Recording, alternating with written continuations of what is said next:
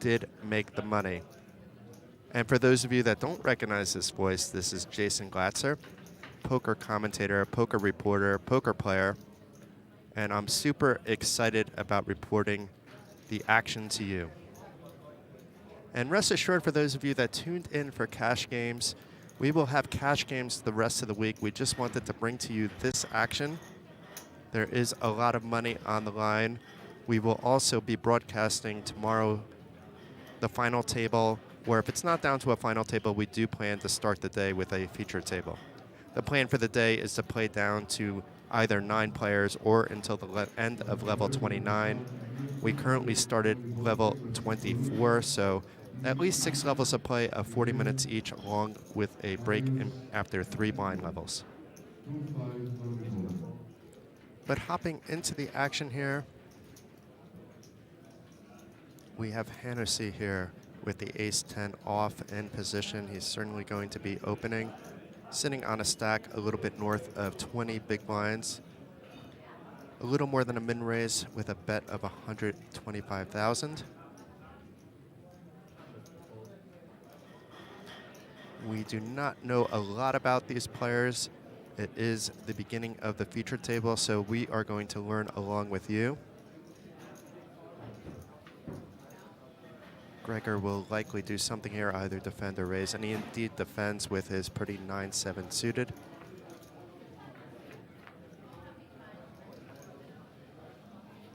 And this is the kind of flop that more favors the big blind range.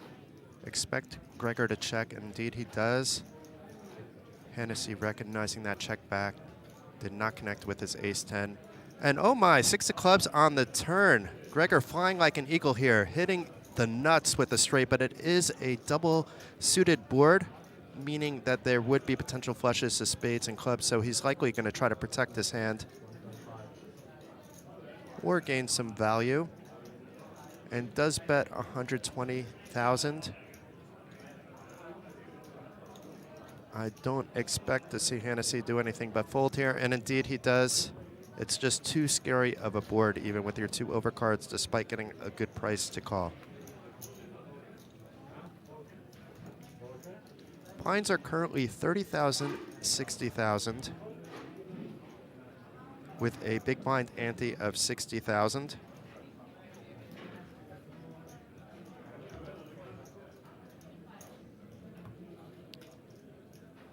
I'm hoping at times we will get some graphics about the number of players left. I do have access to that in live time, so I will share that occasionally as well. But thank you everybody for tuning in on YouTube. Very excited to be here. Had a few friends that did play this event. 1 or 2 are still remaining. None are on the feature table right now. But back to the action. We have Björk raising to 125,000 from under the gun. Typically, you'll put an under the gun raiser's range as pretty strong, but these players have been playing together, so they have an idea of how each other have been playing.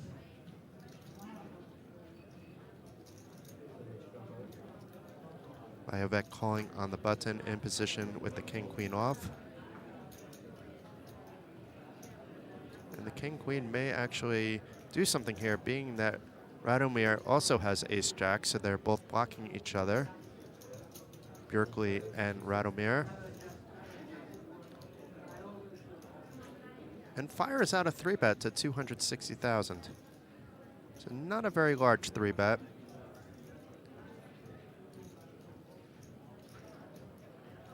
Basically pricing both players in and playing this hand out of position. We'll likely see both players call. We may see a 4-bet by somebody, but it doesn't look like that'll be the case. Björkli does opt to call. And Bejovic thinking through his options in seat number 7.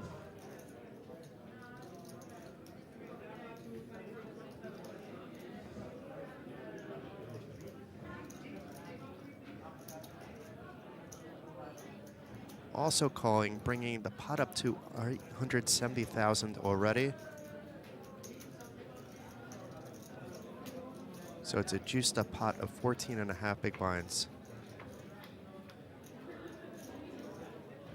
I don't mind the 3-bet by Radomir, and he certainly looks like he knows what he's doing, but I would have preferred to see it to be a little bit larger.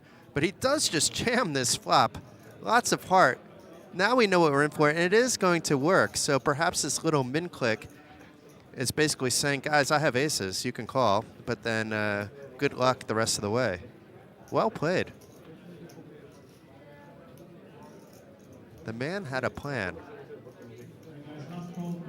It turned out that he was ahead tied with Radovic or Björkli.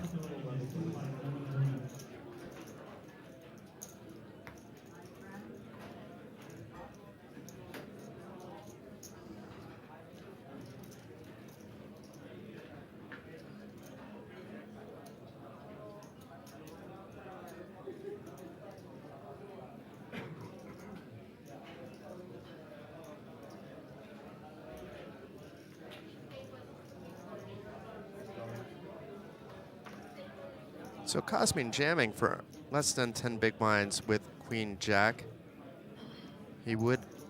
Next hand, if he stays alive, he'll have to put in both the big blind and the big blind ante. So normally you wouldn't necessarily see under the gun in these spots. Opening if he was sitting on, let's say, 14, 15 big blinds, but with 10 big blinds, he needs to get something going. He's going to be more than happy to see that he snagged the blinds. But assuming nothing happens while he's in the big blind or the small blind, he'll be back to the same stack soon enough.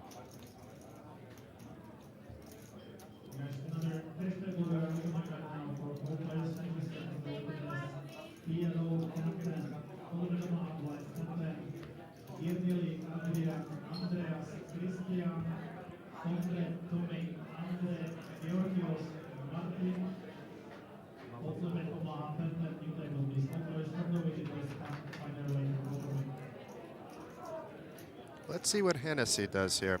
Ace-9, it's a good hand to open in late position, not so much under the gun, and good for him, he didn't. And Coleno waking up with the suited big slick, sitting on a big stack of 4.8 million, raising it up to 125,000.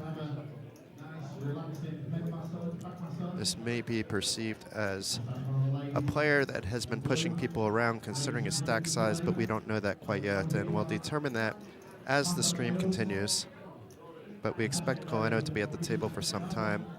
Unfortunately for him, nobody else woke up with a hand. On the other hand, that wasn't the worst case scenario. Somebody could have woke up with a bigger hand or woke up with a flipping hand and he lost the flip. Of course, he could have won a flip. He could have been dominating an ace-queen if a player woke up with that, etc., etc.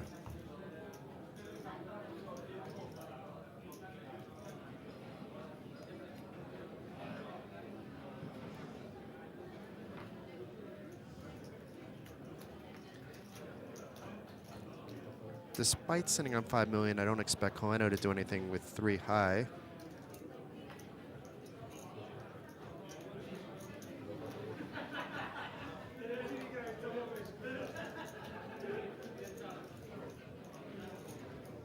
And we have Jostein here with the suited Queen Deuce opening up the button.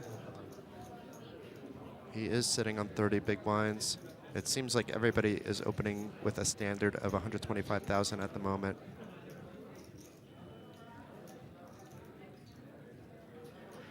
I mean, normally, if you're going to jam 9-7 here, it would be a bad spot, and we don't know what the player in the big blind has. But he does fold. And now we know what Milan has here with the King-7 offsuit. Milan Hennessy does have not necessarily the Queen Deuce dominated, but is ahead. The button can be, and as we see, is opening wide. And does opt to defend.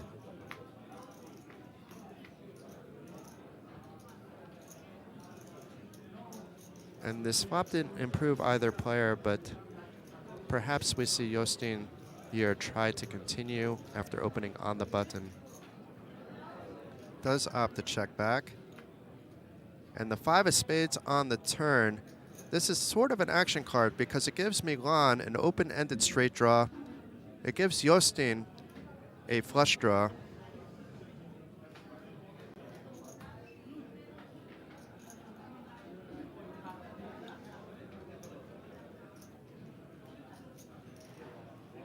And it looks like it's Hennessy thinking about betting this. Is certainly typically would be better for the big blind's range than the button's range. Although the button can be opening wide too. I like this bet, taking a stab at it.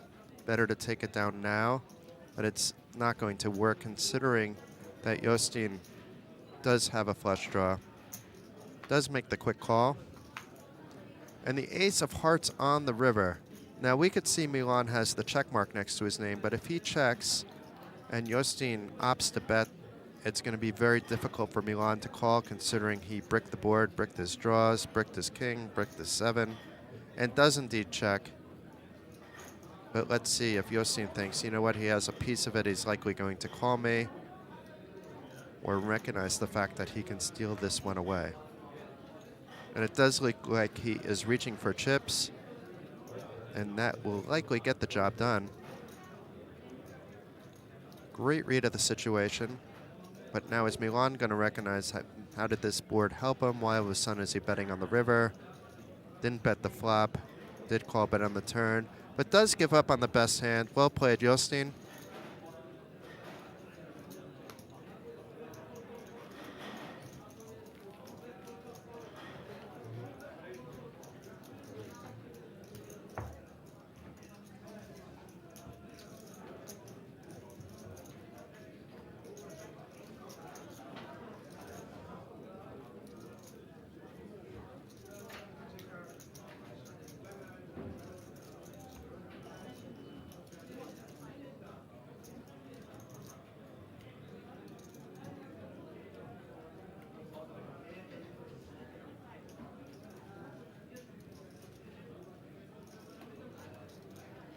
So we have Miro Beovek with the rags. Martin Gregor also nothing better. Now Radomir here with the ace-9. We saw an interesting play by Radomir a few hands ago where he 3-bet very small from the big blind with ace-jack and then just jammed a low flop. Both of his opponents folded and he was able to chip up nicely. But now he raises to 175, where we saw most of the other players raising to about 125.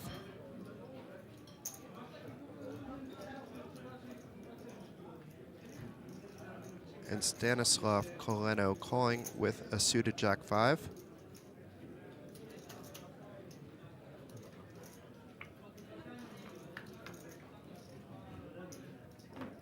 And an ace out of the window.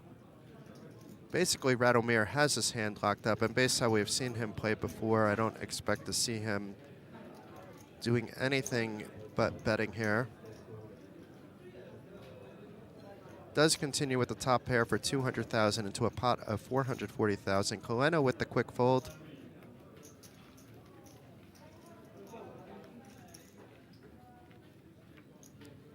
And thus far, Radomir is impressing.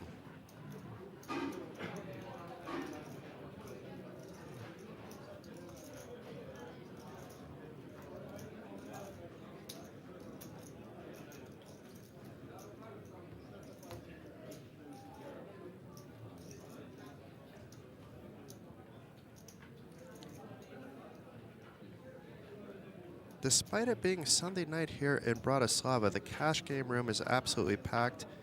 This feature table that you see is in the cash game room in the corner. In the corner when you first walk in. Behind the cash game room is where the outer tables are playing out. So if you're in the neighborhood looking to play some cash, head on over to the Card Casino Bratislava. A variety of stakes are running. Whether you play low or high, you should find something that suits you. Tons of Norwegians in here for the Norwegian Championships portion of the festival. We do have one Norwegian at the table, and Jostein Björkli, who happened to also open up here for 125,000 from the hijack with a ace rag. But meanwhile, Beovek waking up with the ladies. Does have a strange stack to just be 3-betting, but I wouldn't mind just seeing like a 3-bet to 5.5 big blind, something in that range. I won't mind if he's jamming from the big blind. I also don't mind if he's calling if he has a plan in mind, trying to disguise the strength of his hand. Everybody plays their hands a little bit differently, but personally I would be 3-betting here.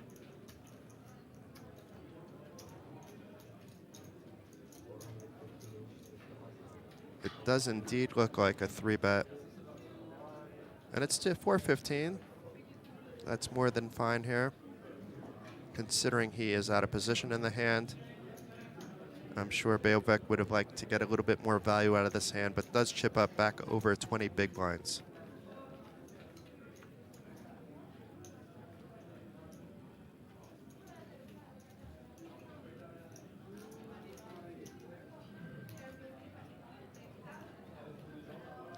For those of you just tuning in, we are here live at the Poker North Masters 800 Euro event. This event had a 500,000 euro guarantee slapped on it with 719 runners. The guarantee didn't matter. It was passed by a little less than 5,000 euros. More than 105,000 euros for first place to be awarded tomorrow. Players have already locked up 2,775 euros. Today, the plan is to play this blind level and 5 more unless the final table is reached before then, and then the final table will resume at noon tomorrow. So Jostein raising it up to 125,000 from early position before Cosman jams his 10 big blind stack from the hijack with Queen Jack suited. It is a pretty hand. He does have some fold equity, but if Jostein calls with his King Queen suited, he does have Cosman dominated.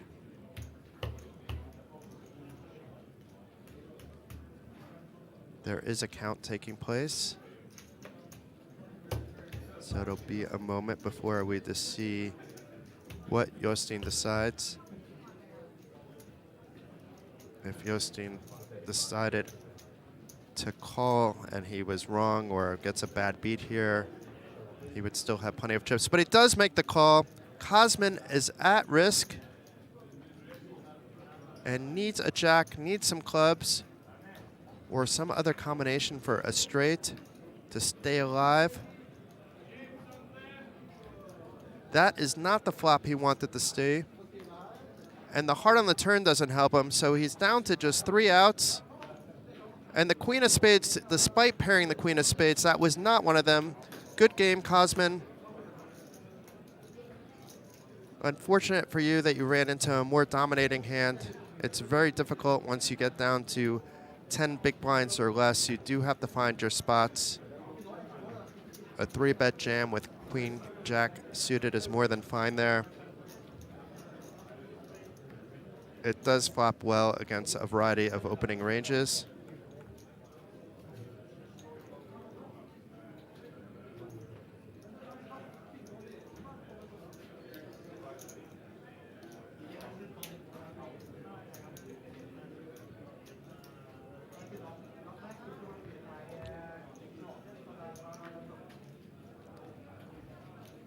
And we also had a player bust out from one of the outer tables, so we are down to just 37 players remaining.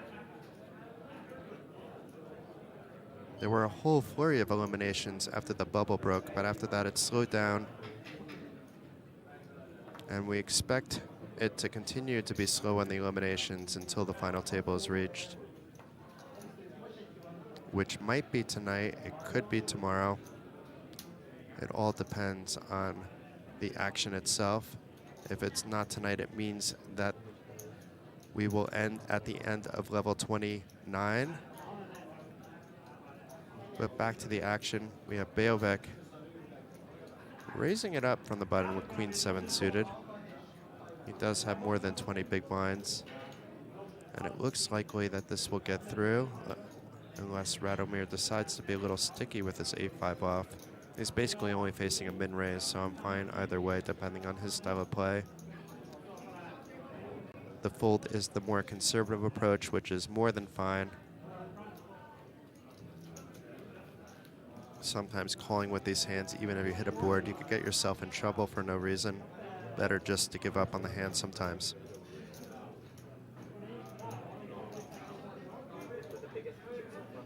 So to get an idea of the average stack, it is around 1.94 million. So we have some players well north of that at this table, a few below it.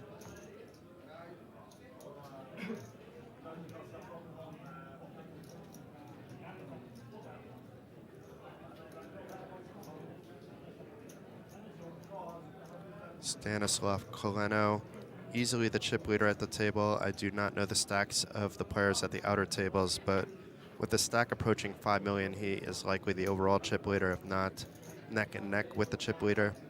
But I think it's safe to say that he is the chip leader overall at this point. But we have Martin Gregor making it a min-raise. So we had the 125 as being the standard. 120 is an actual min-raise. 125 is basically a min-raise, even though it's 5,000 more. It doesn't really, 5,000 chips doesn't make a difference in anybody's stack at this point.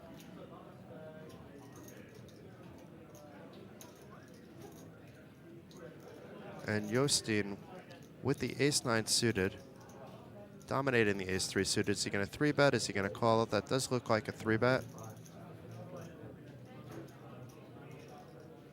Both players with around the same stack. And depending on the history between the two, I would expect more often than not for Martin to fold. We may see Martin also decide to 4-bet. We may see Martin decide to peel in position. If he does 4-bet, it would actually likely get through, but he has no way of knowing that.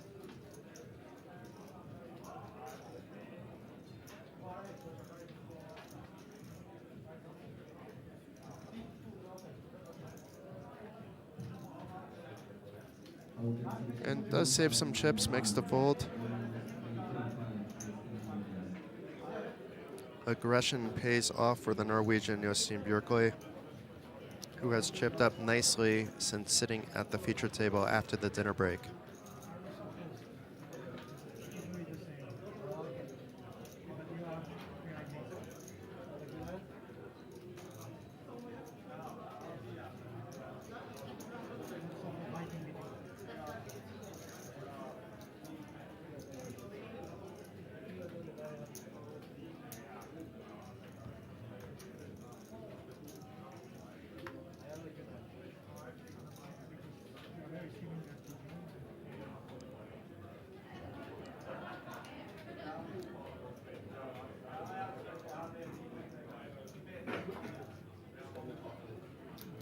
So far, we see a few players fold with their raggy cards, and the rags continue, if not get worse. Look at this, we may see a walk here. He is showing the 8-2. Not many players had something better. And Hennessy with the 3s, with his stack size, he's happy enough to get the chips, but he would have been likely jamming from the big blind. Of course, there is a possibility that Jostein would have jammed from the small blind with something a little bit better than ace with 8 deuce. But I think either way, we would have likely seen Hennessy getting his stack in, at least against the small blind, if not against the rest of the players at the table, considering they are playing 6 max at the moment.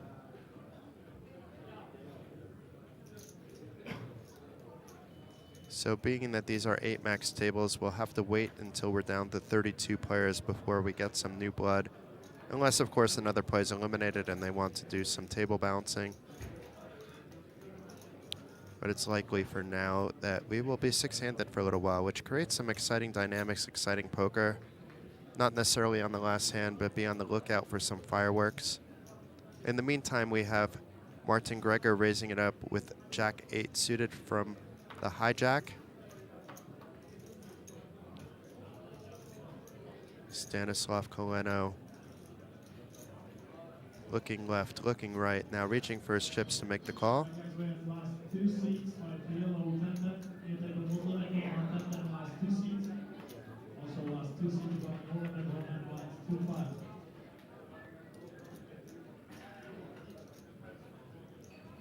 So it's an ace 10 8 flop. Gregor hits his bottom pair, Koleno hits top pair. It would typically hit the hijacks range a little bit better than the big blinds range, having an ace on this flop. But Martin Gregor repping that he has more than what he has with bottom pair. Betting small, but this is often how you should be betting flops such as this.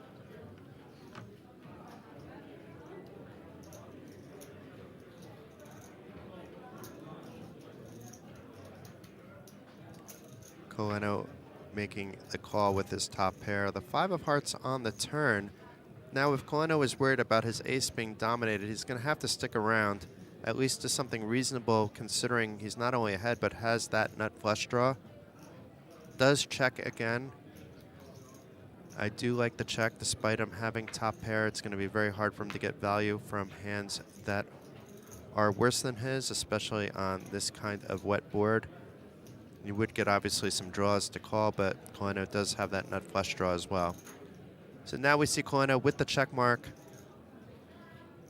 Maybe now he will try to squeeze out a little bit of value, but will it work? That could be a blocker bet as well. 250, that's a little bit bigger to be a blocker bet. So I think he's looking for value here, perhaps from a 10-jack type of hand. But maybe even a Jack 8. Let's see if Gregor calls here.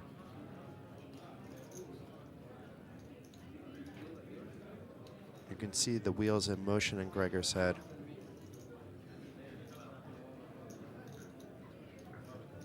Does make the correct decision once again, and Koleno at 5 million in chips. The blinds are just 30,000, 60,000, so he's sitting on a monstrous stack. More than double the average at the moment. And anytime you're more than double the average at this late stage in the game, it is happy days. We'll quickly take a look at how many players are remaining overall.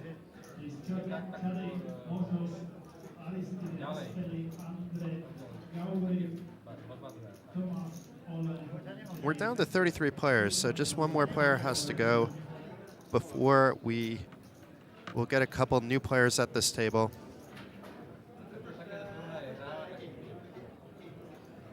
I believe they will also do a redraw when it's down to 3 tables, but perhaps they will wait then until it's down to 2.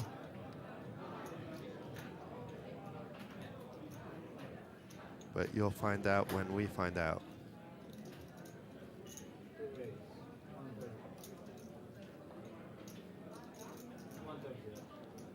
So Radomir here with the King 9 suited, raising it to 130. He is the one player at the table that keeps changing his raise sizing. Last time it was to 175. Most players are doing to 125 or 120, which is basically the same thing. Not that 130 is really any different than 120 or 125, but it is different than the 175 he opened with before. Let's see if Bejovic wants to play along. Not this time. Miro letting go of his hand. And unlike cash game poker, where stacks are deep, you will see a lot of flops. You will see a lot of full board runouts. And no limit Texas Hold'em tournaments, a lot is determined pre-flop at this stage of the game. Of course, we will see plenty of flops, turns, and rivers. But having a solid pre-flop strategy is very important at this stage of the game. Very important overall. You can make some pre-flop mistakes, though, in cash games that you can't get away with deep in tournaments.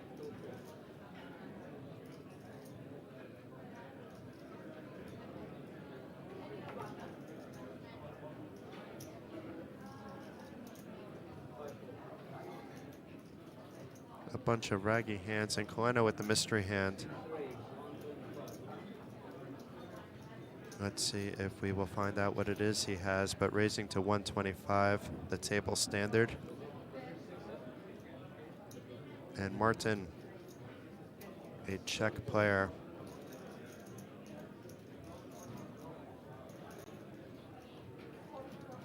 Does have Jack 8. I think this is fine for a defend. Does indeed call.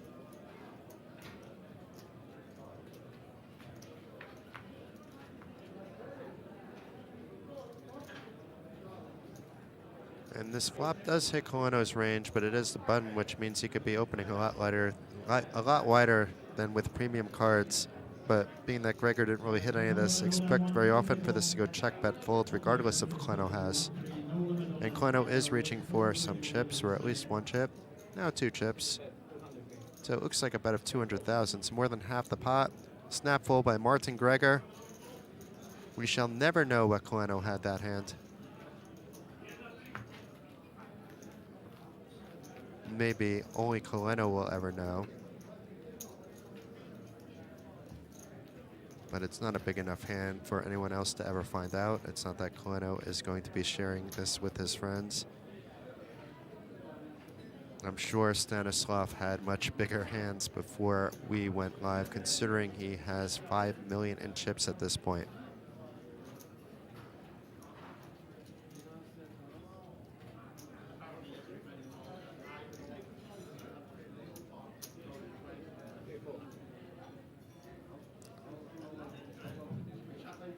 Anyone interested to play 1 free mode in the home now? We have empty seats. The opening new table.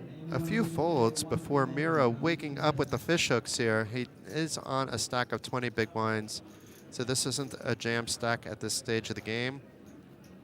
Let's see what his opening size is going to be from the button. And as I say that, it isn't close to a jam, but I think it's more than the standard here. Let's see in a second. No, it's a min raise. I apologize. It looked like a lot of chips, but it was those blue chips valued at 5,000 apiece. Interesting here. Martin waking up with the ace-8 offsuit. This isn't a hand that typically you want to play out of position. It's fine completing, let's say, the action from the big blind. It's not the worst thing in the world to call from the small blind, and it's also not the worst thing in the world to be 3-betting from the small blind, especially against a button open. But I think I would like to see a fold or a 3-bet rather than a call, but he does call. The 3-bet wouldn't have worked out for him quite well either, because it just so happened that Miro did have a premium hand, and maybe he's concerned that Miro could be jamming wide and then with something even worse than his ace-8 with the 4-bet. But we don't know what's going through Martin's head. What we do know, though, is that Miro flopped top set here. Nothing really doing for Martin, who checks. Let's see if Miro tries to disguise his top set. The problem with doing that is there's a flush draw. Something like 8-10 or Queen-10 would have an open-ended straight draw as well. So you want to try to get some value now from your hand, and that's something that we see out of Miro. It is a small bet. It's almost screaming, raise me, but it doesn't matter what the bet size was. Martin, recognizing that he was likely not ahead, makes the fold. Not only not ahead, no draws on the turn and river.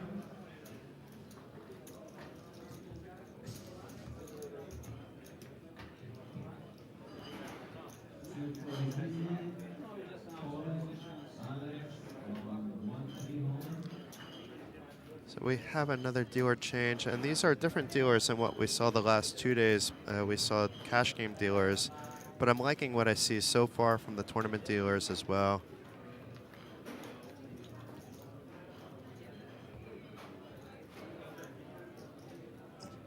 And I've liked what I've seen from all the dealers all week long. It's something I do love about Card Casino Bratislava. This was my first festival at Card Casino Bratislava, so I wasn't quite sure what to expect. I did hear good things about the casino, and now I can confirm that they are all true.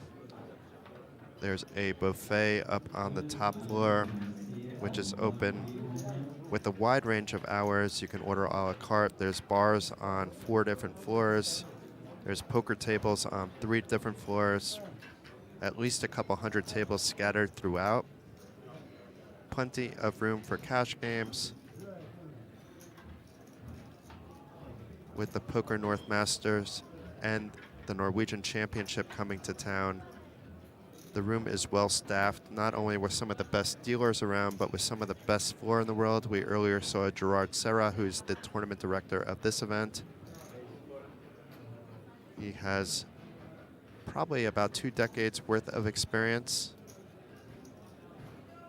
But now we need to hop into the action here because we have Miro getting a little feisty here from the cutoff with his queen jack. We do not know what Stanislav has from the hijack. That's the second hand that we also do not know what he's been opening with. I'm not sure if it's because he's putting his cards on not in the box or if it's a different reason. But it's a bit of bad timing here for Miro.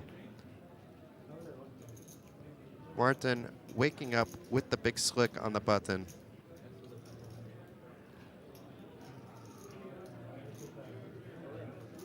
The expected 4-bet comes out, and it looks like a 4-bet jam.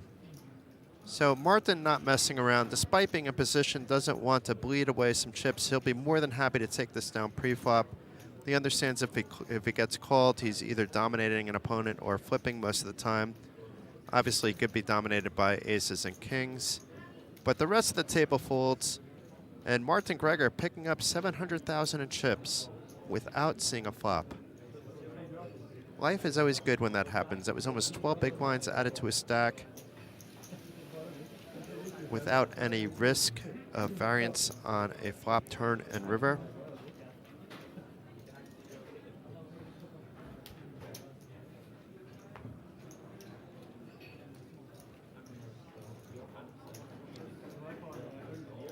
And we do have a full table now, so it must be down to 32 players or less. A couple new players at the table.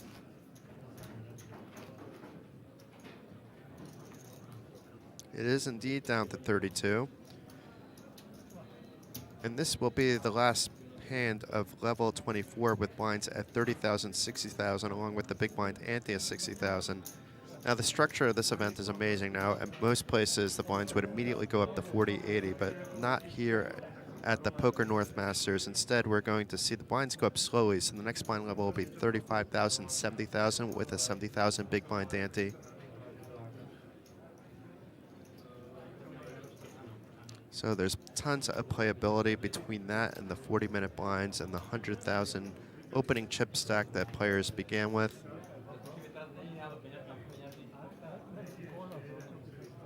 It's one thing I've heard from a variety of players that they've loved the structure of this event.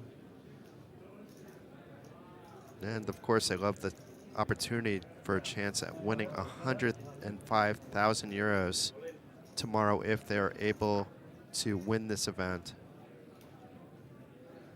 So very interesting here. Coleno, if that is true that he jammed, I'm not quite sure. This wouldn't make sense. We haven't seen him gotten out of line at all. It must have not been him who necessarily jammed. I can't see him just jamming 5 million as soon as the table got to 8 max. But that graphic went away, so let's see.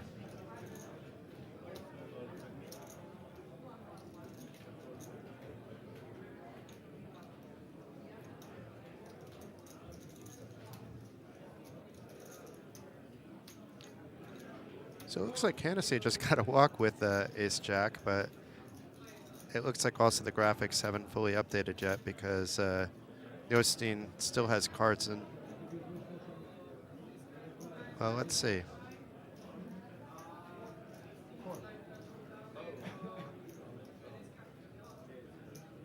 Yeah, showing it on Yostein, but Yostein doesn't have cards in front of him. So indeed, a player did jam with 8s. And sorry about this, folks. The graphics haven't quite caught up yet. And I can't see which player actually jammed with the 8s. But we do see it's a coin flip situation.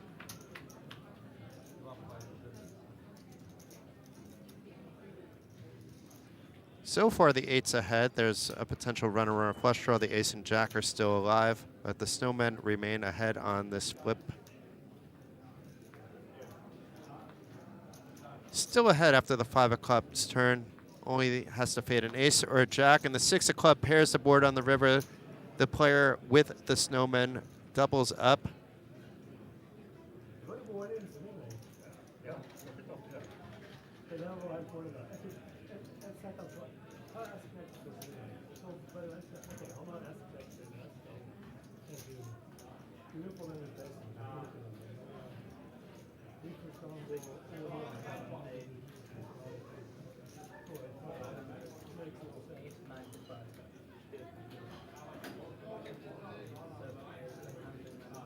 And unfortunately, I do not have the names of the new players at the table, and it looks like it was one of the new players at the table in seat 4 that did double up.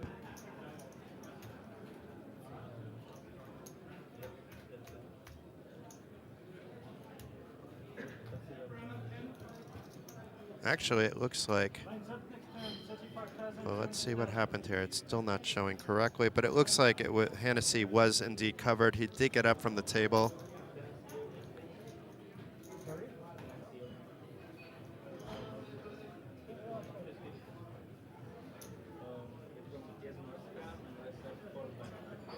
And the issue might be here, because we see some IDs being checked, that the players sat down so quickly they may not have been entered into the system yet, but I'm not quite sure if that's the case. I'm a little bit in the dark myself, but we do see the player in seat 4 from the small blind. Well, he was in the big blind, actually.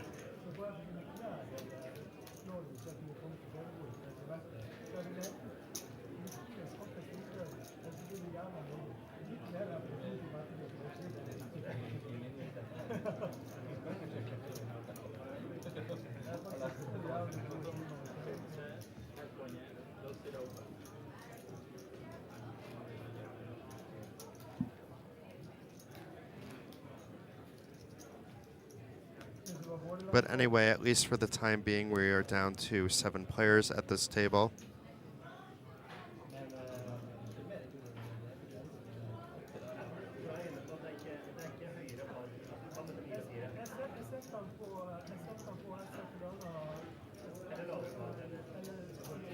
And it looks like we have 31 players remaining.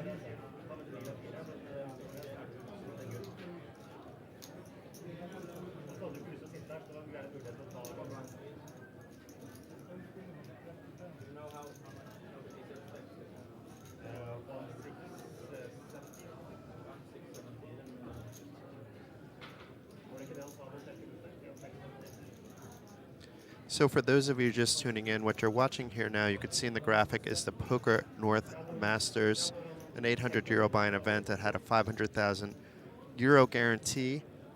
That guarantee was surpassed by a few thousand euros, with 719 entries getting into the mix. Tomorrow we will see one player go home with 105,000 euros, assuming no deal was made. But we need to hop right into the action here, because Martin Greger, with the pocket rockets, does min-raise it from early position. Jonasson folds.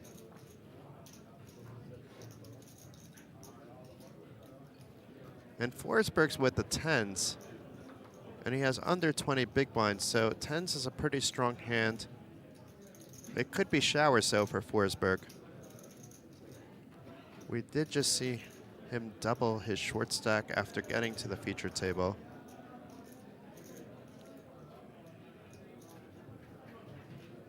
So I don't think his stack size is correct, but it looks like he has more than 1.2 million based on his chip count. So it does opt to call. probably if he had around 1 million or so, we'd maybe see something different than a call from the small blind. But that certainly saved him.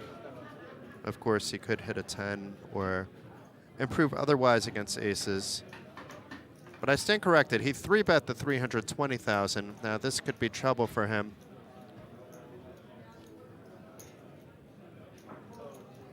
And Gregor disguising his hand with just a call.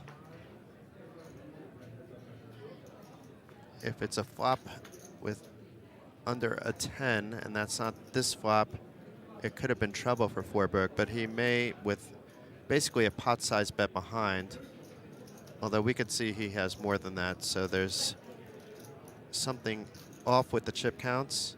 He's not on 880,000.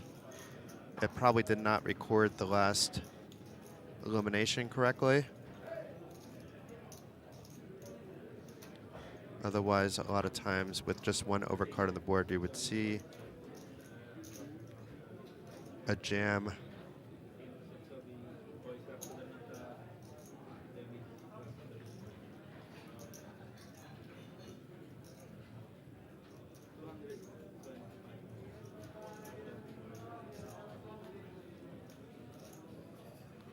And I'm not sure how much that bet is, but it looked like it was rather small.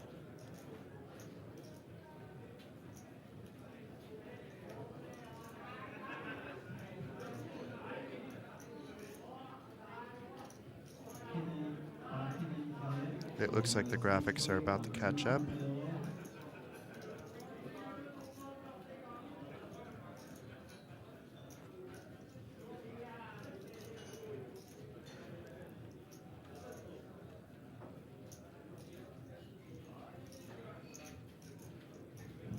Yeah, it looked like it's about 1/3 of the pot, maybe 225,000. Let's assume that that's what it was. So that would put about 1.2 million in the pot. And that flop is not reading correctly either. Perhaps the burn card came into play somehow, but it was a 4 of spades on the turn. It was a king 9x flop. There's about, once again, there is more than this in the pot. It is around 1.4 million, around the 20 big blind pot already. Forberg checked again on the turn. And once again, bets about 1/3 of the pot. It looked like about 400,000 there. We'll do our best to commentate our hand without the graphics. We do know what both players are holding. We do know the board, that it's king 9x flop and then a 4 on the turn.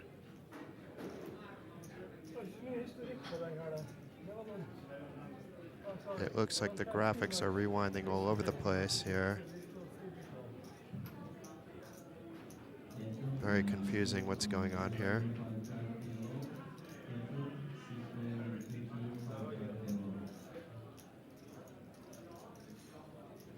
It's showing Forberg jamming, but that didn't happen. Oh, it's rewinding a hand here, but I don't know exactly what's going on. But anyway, we did see Forberg fold, facing a bet of 400,000. We did see Gregor win that pot with his aces. He did get a little value, extra value on the flop.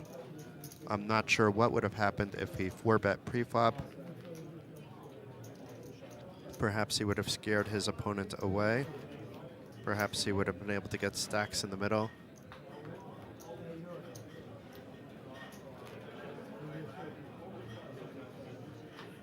Now we did have another elimination on an outer table. We're down to just 30 players. Things are getting exciting.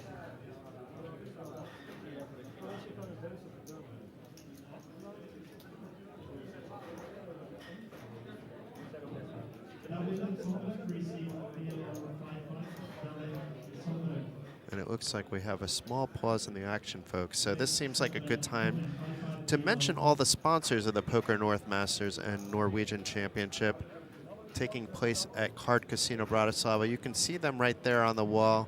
BetSafe, CoolBet, Unibet, Guts, all sent hundreds of players here to Bratislava.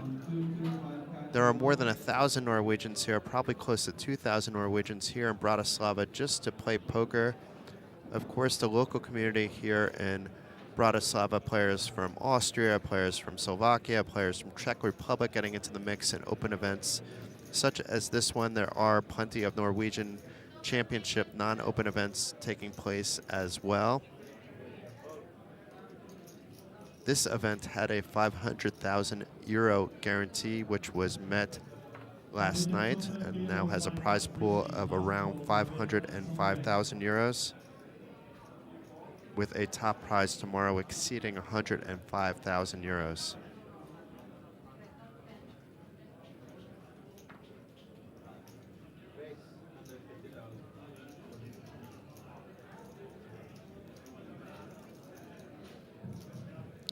Now it might be that Forberg's stack is correct.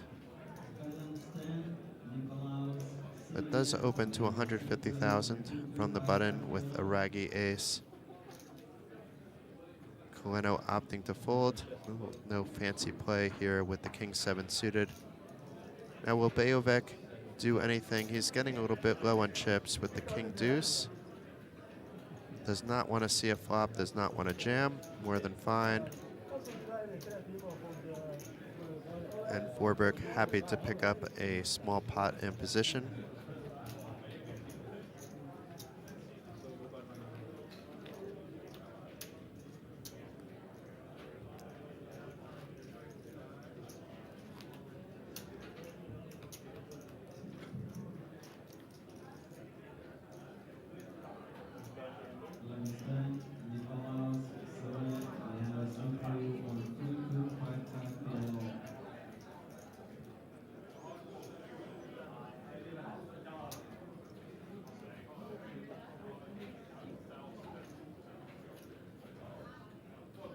Johansson here.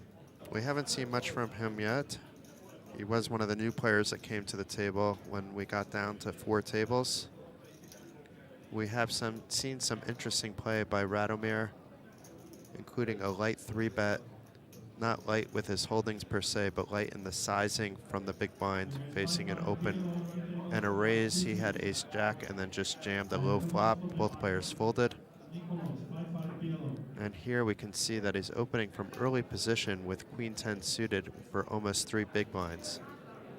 Now Forberg has him dominated with ace 10 suited, but he's facing an early position raise. And typically in these spots, they could be stronger than ace 10 suited, and did get a fold. Bejovec also folding an ace. And let's see what Gregor has here. Also a queen 10, but it's not suited. It is a big open once again. It's not like your typical defend, but defending with queen 10 with these stack depths appears to be fine. And both players flopping top pair. And it's actually, despite Radomir having the suited cards, it's Gregor with slightly more equity. And Radomir, like he jammed earlier, jammed again. He just loves putting pressure on. And it actually puts Gregor in a really ridiculous spot. I mean, there was less than 500,000 in the pot. And now Radomir has to decide whether he wants to call off for his tournament life with top pair. I mean, it was basically a jam for 5 times the pot. It's not a move you see every day. But I think it's going to work here. And he does fold the top pair. When Gregor looks back at the stream, he's going to have to tip his hat over to Radomir for that one. It's very tricky to play against players that play differently than other players at the table. both in terms of bet sizing, how they approach boards. Personally, in that spot, I'm betting something in the neighborhood of 1/3 of the pot.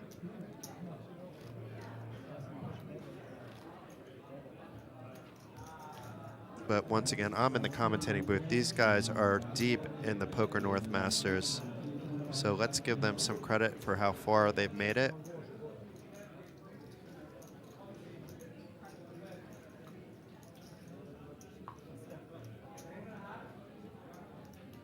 It takes a lot of discipline to make it deep in well-structured live tournaments. Understanding your opponents, what you can get away with. And in this case with Radomir, the players seem to have a rough time adjusting to how he is playing, because he's getting away with murder during 2 hands. And the other hand that I was talking about before with the ace-jack, when he jammed, another player also had ace-jack, so it was a very similar spot, other than the fact that he didn't connect with his ace-jack like he connected with his queen-10.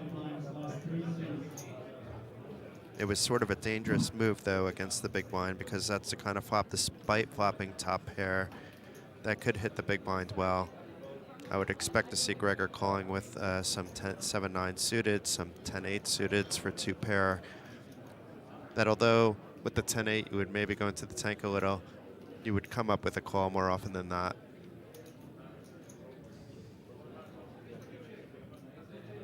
It would be hard to get off of 2 pair for sure. And in this case, that would have been correct. But with Gregor, he had to fold the top pair. He had no way of knowing it was going to be a chop pot. With him with a slight free roll to the runner flush. But back to the action, Coleno for the 3rd time with a mystery hand opening up from the cutoff. And you can see his cards are in the box, so we're not going to ask someone to tell Stanislav to put them into the box. And it's fun once in a while to have a mystery hand. Does bet half the pot on the 3-king-10 flop with 2 spades. Jonasson, who we haven't seen much of quite yet, calling with the middle pair. And the jack of hearts on the turn may give Jonasson food for thought if he's bet into again. Now there's 2 overcards to his paired up 10.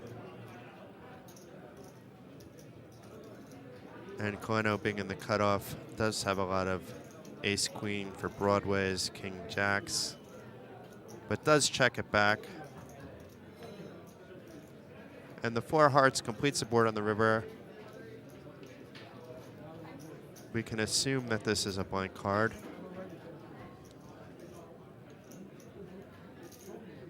Coleno could have something like pocket 4s, but I don't think this 4 makes a difference at all. And Jonasson checking once again. Now is Coleno, after checking the turn, going to make a stab at it on the river, either for value or to get his opponent off a better hand? As we do not know what Coleno has this time around, it's hard to know what he could be thinking here. You would expect a lot of top pairs here, though, to check back the turn, but on the river then go back for a little bit of value. But this looks like going for a lot of value, so maybe he turned the straight. We shall find out, or maybe he's just trying to steal this away against the kind of hands that Jonasson has, such as this 10-6 suited.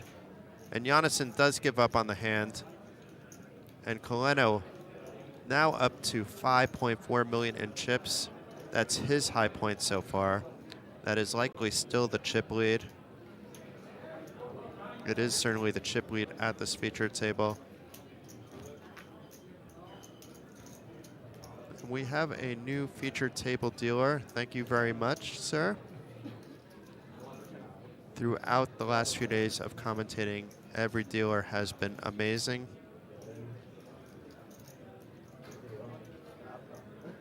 There's really nothing I do not love about Card Casino Bratislava. I'm already a big fan, despite this being my first visit here. Although I haven't yet had the opportunity to play any poker, I will play at least a little cash one night. If I can squeeze in a fast-paced tournament, I will try to do that as well. But I want to be with you as much as possible behind the microphone. But it's always nice to experience a little bit of the poker even when you're commentating.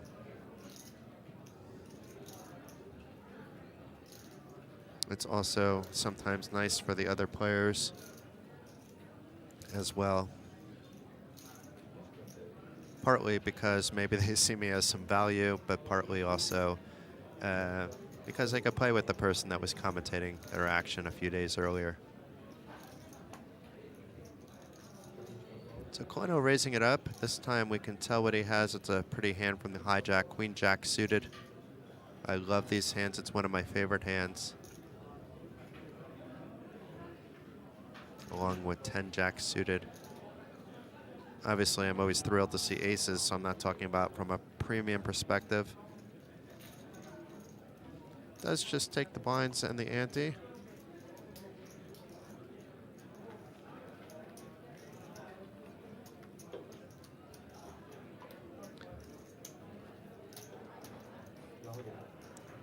So on this floor, not only is the Poker North Masters running, but there's also dozens of cash games.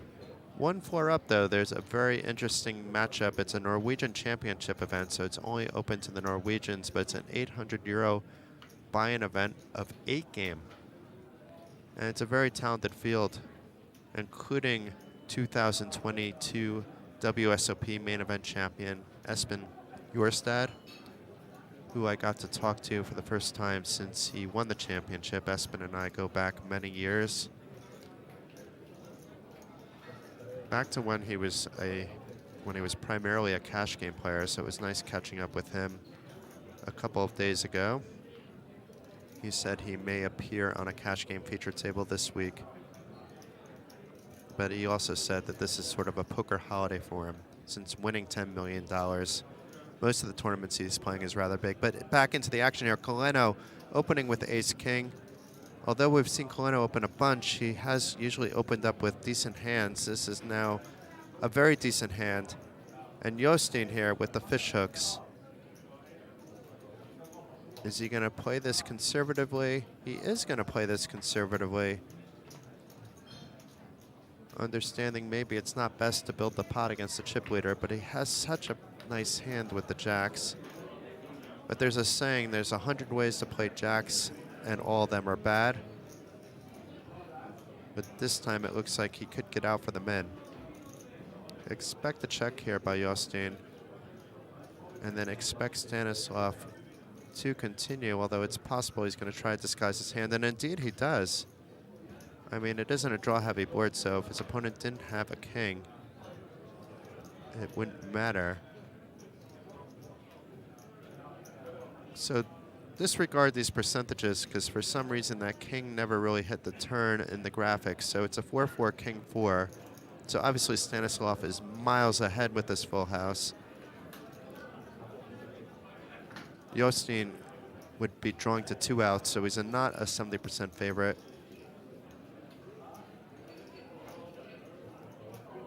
And Jostein checked once again. It looks like Jostein bet, actually, so it didn't look like a large bet, but I'm glad because the graphics are off, they're zooming in on the board, so well done by the tech crew here. 10 of diamonds on the river. That is not the 2-outer that Björkli wanted to see, but he is reaching for chips nonetheless. Perhaps trying to just set the price of what he's willing to put in here with his jacks.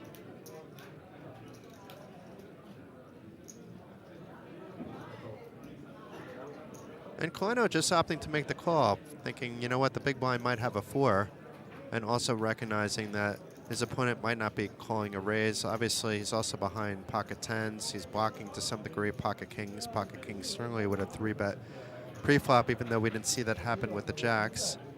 It is possible based on the fact that he called the jacks that he's calling the kings, to be honest, but I would think that he's going to 3-bet the kings.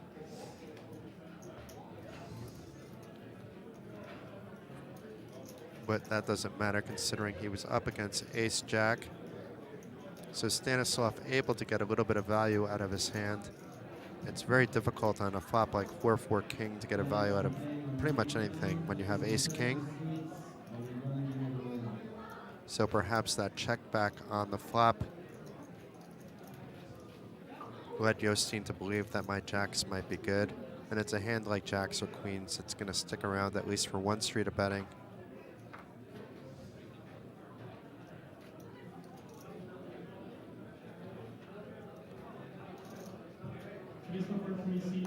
It seems like everything is going Stanislav's way, though. I would say that, but on the other hand, that last hand could have really gone his way. If Yostin 3-bet his jacks pre-flop, that pot would have been a lot bigger. But nonetheless, he did win a decent pot anyway.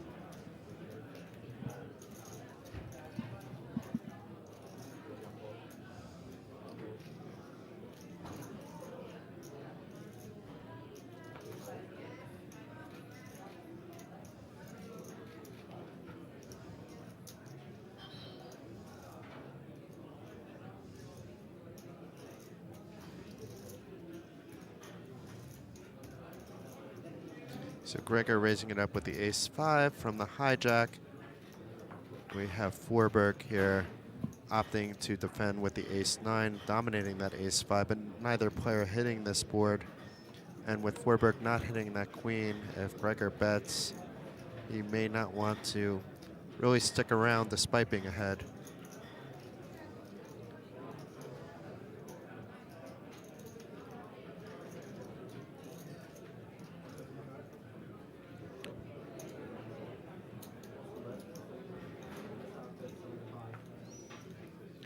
Let's see how big that bet is. Oh, it's a tiny bet. But it's big enough to get Forberg to fold the better hand. You just go by the minimum, just to check where I am. And Forberg even said, you just bet the minimum just to check where I am. So he knew what was going on.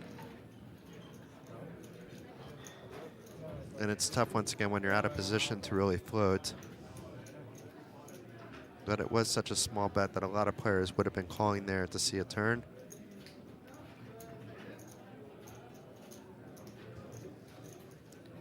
On the other hand, Gregor hasn't been hyper aggressive, at least thus far on the feature table, so sometimes you have to give your opponent credit where credit is due.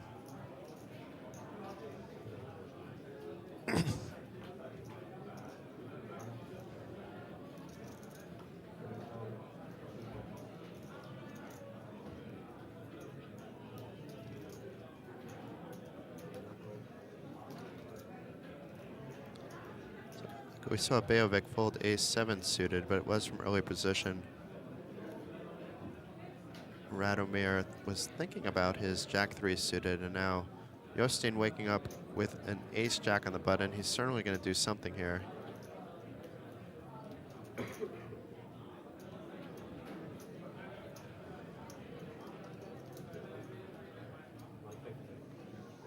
It's interesting the position that both him and Forberg are taking are identical, with that one hand on the shoulder, other and the elbow on the rail.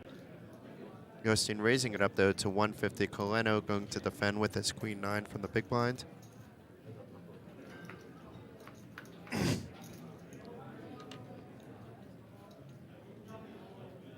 And this flop didn't help anyone. Yostin still ahead. It did hit his range, even though it was button. We haven't seen Yostin try to steal from the chip leader at all, but does opt to play it safe with a check-check. Now that 7 makes this board actually decent for big blind's range as well, but Stanislav checking. And Yostin, understanding he might have some showdown value, checks it back. And let's see now if Stanislav takes a stab at this. I mean, the club's completed. He has all the 6s, perhaps not all of them, but you get the idea. More 6s anyway than the button. And this might get the job done. It's not a large bet, but it doesn't necessarily have to be. 175,000 into a pot of 405,000. And does get the best hand to fold. So Stanislav Koleno has all sorts of gears going on. We did see him earlier getting some cards, but he does understand how to play his opponents even when he is not connecting.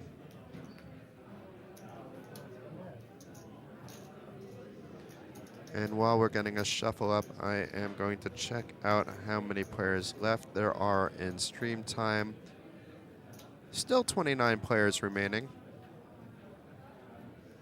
And there's less than 8 minutes remaining in level 25.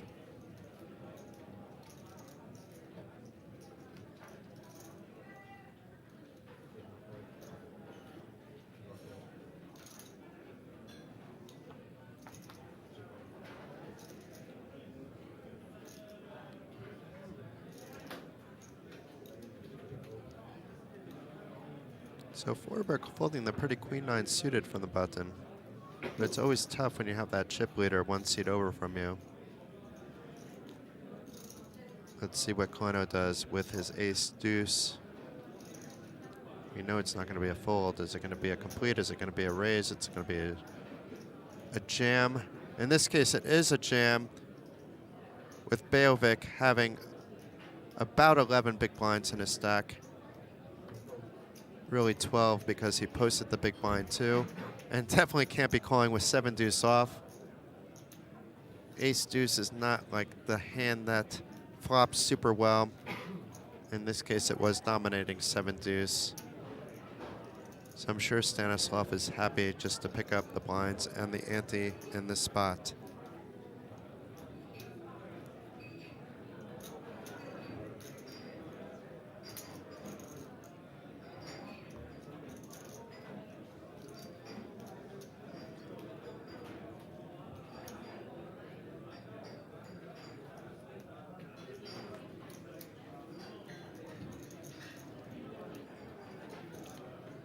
So Janssen, one of the 2 Norwegians at the table, with ace-9 from under the gun. Now, if this was in later position, we would see him open.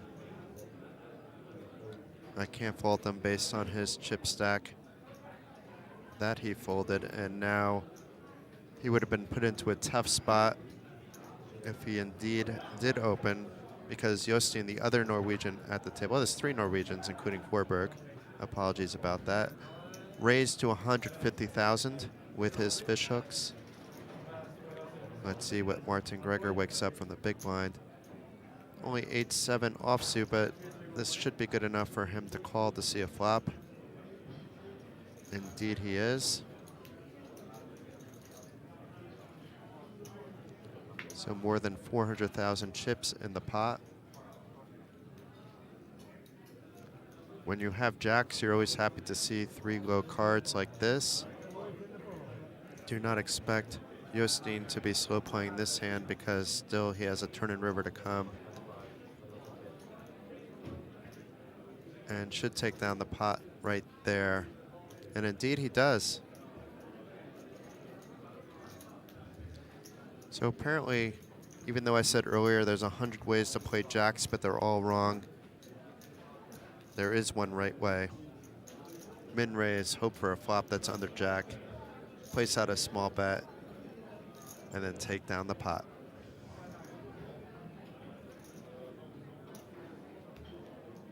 If you're just tuning in, this is Jason Glatzer, poker reporter, poker commentator, poker player, poker podcaster, poker interviewer, poker host. Pretty much anything poker related. I've likely have done it other than poker dealing, but I was talking with one of my friends that is a floor and another one that is a dealer. And I may actually try that out, not because I want to do it for a living, but just so that I can gain the perspective. I do enjoy having as much perspective as possible.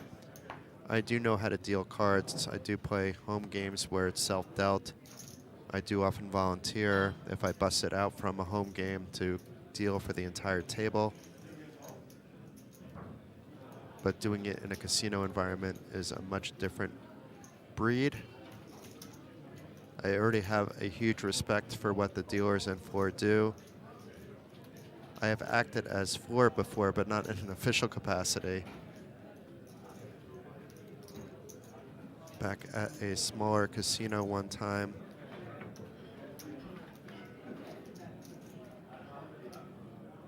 But I would like to do it one time officially too, but you would need to, that might be a harder thing to sell.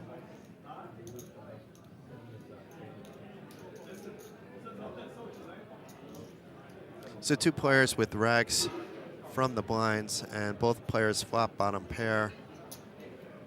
Likely that 8 kicker isn't going to make a difference, so we'll see how this one plays out. Now it's just going to be a battle of the minds, maybe a battle of position. Now as I say that, if another card comes below an 8, assuming it's not a 6, the 8 kicker can come into play. Although if it's a 3 or a 7, it won't either. So there's not too many cards. You can see it's a 65-35 at this point. But let's see if Jonathan tries to rep that he has something here. I mean, we know both players have bottom pair. I don't think that's a bet for value, even though it's small. And good enough to get the job done. Gets the better raggy hand to fold. Chances are that would have been a chop pot if it went check, check, check, check.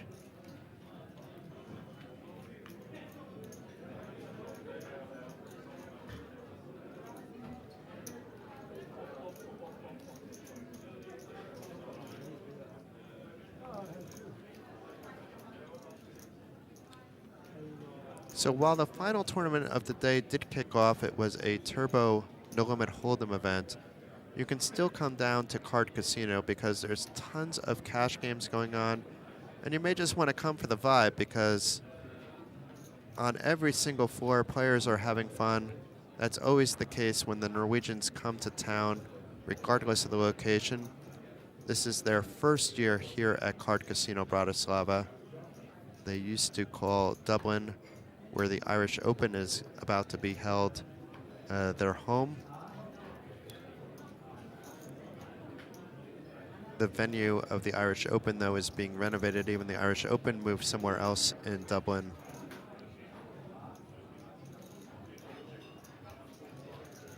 So this year, the Norwegian Championship headed over to Bratislava, and we're looking at the Poker North Masters point of time right now with this 500,000 guaranteed event.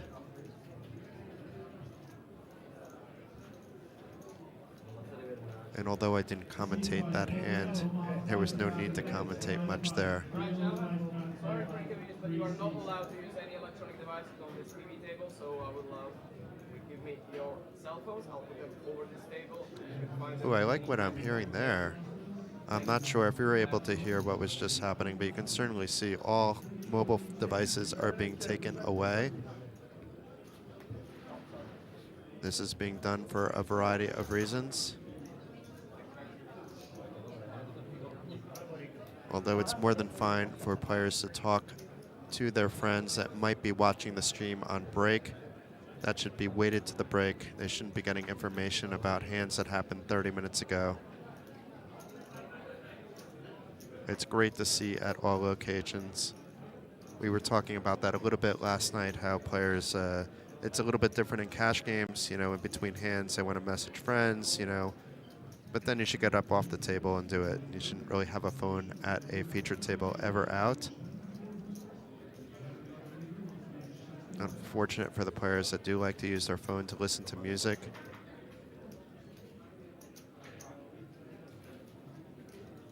But that's life, that's poker. You sign up for a poker event, you need to follow the rules.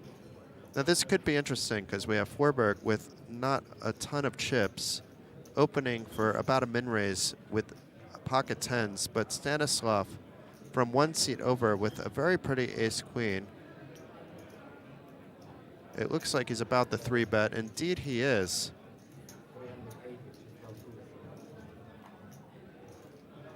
Now, we haven't seen Stanislav get out of line at all, but I'm not sure how much Forberg recognizes that. Forberg is technically ahead, but would be flipping for his tournament life. Perhaps this is the time for him to do it, considering his stack depth of approximately 14 big blinds.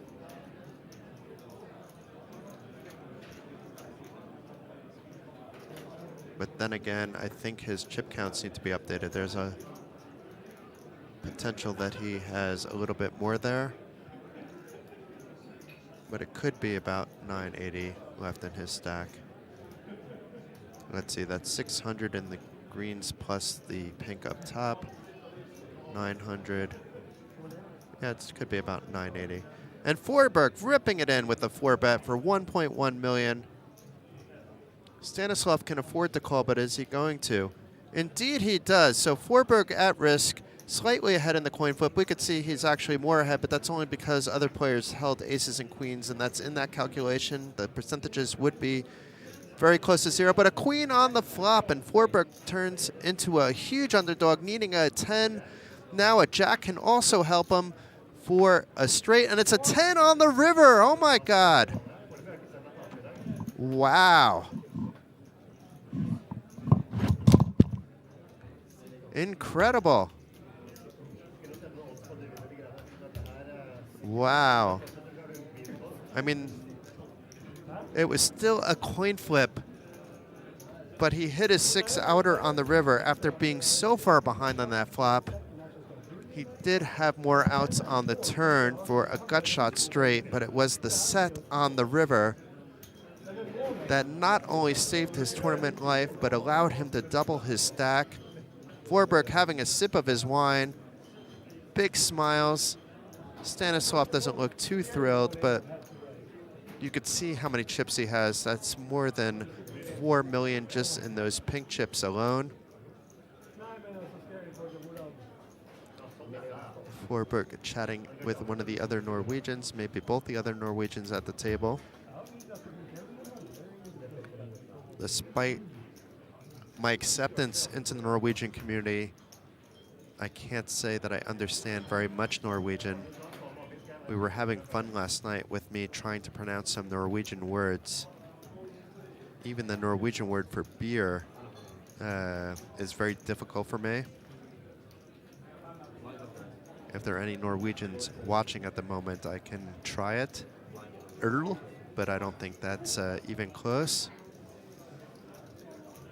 But if you want a little bit of background about me, I was born in the United States, spent the first 30 or so years of my life in New Jersey before moving to Europe, where I've lived for about 17 years now. The last 14 years of which have been in Lithuania.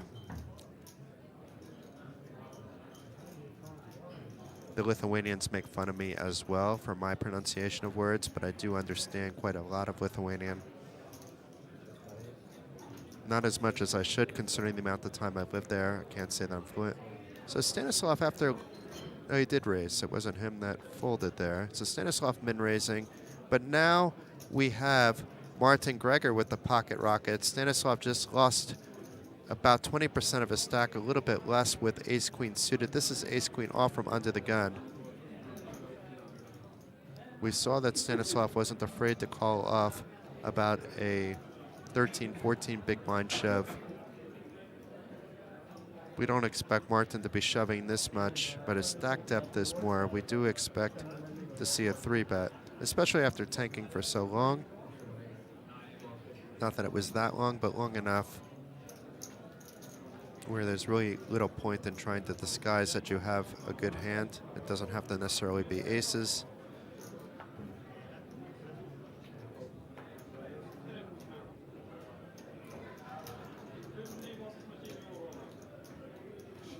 And let's see what Stanislav opts to do.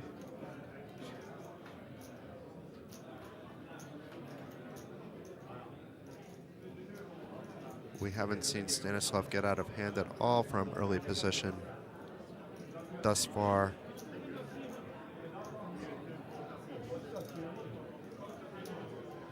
stack depths are a little bit shorter because recently blinds went up to 40,000, 80,000 with an 80,000 big blind ante.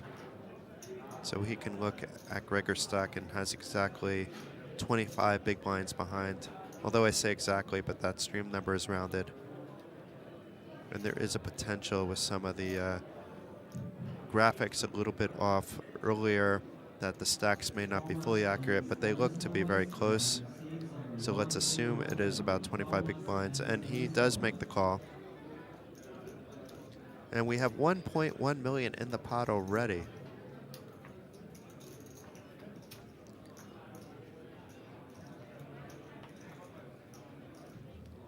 And Coleno, actually, it doesn't look like he hit a piece of this, but he does have a backdoor flush draw. His opponent shouldn't have too many 7s and 6s. His opponent does have a lot of pocket pairs. His opponent does have ace-king, but his opponent has hands like king-queen suited, potentially.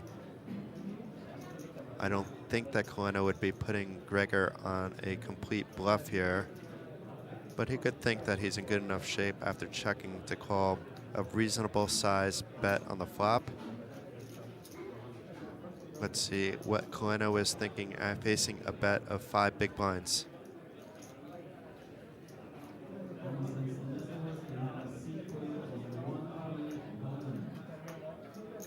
Indeed, that's what he does. He makes the call, opting to reevaluate on the turn. Now this should be an action killer for Coleno. There was no heart. The king basically could be making his queen worthless. We know his ace is worthless as well, and we know he's drawing dead. But Coleno has no way of knowing that Gregor has aces. You can never put somebody just on aces in this spot.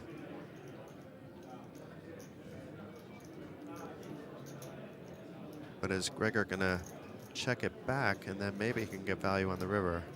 He doesn't know what Coleno has though, and it's always nice to try to get value on all 3 streets when you have aces as well. Already close to 2 million in the pot. There's more in the pot than what Gregor has in his stack. Is he gonna jam?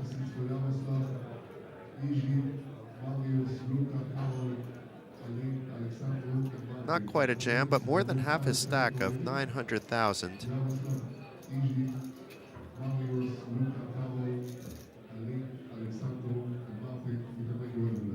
Expect Coleno here to cut his losses.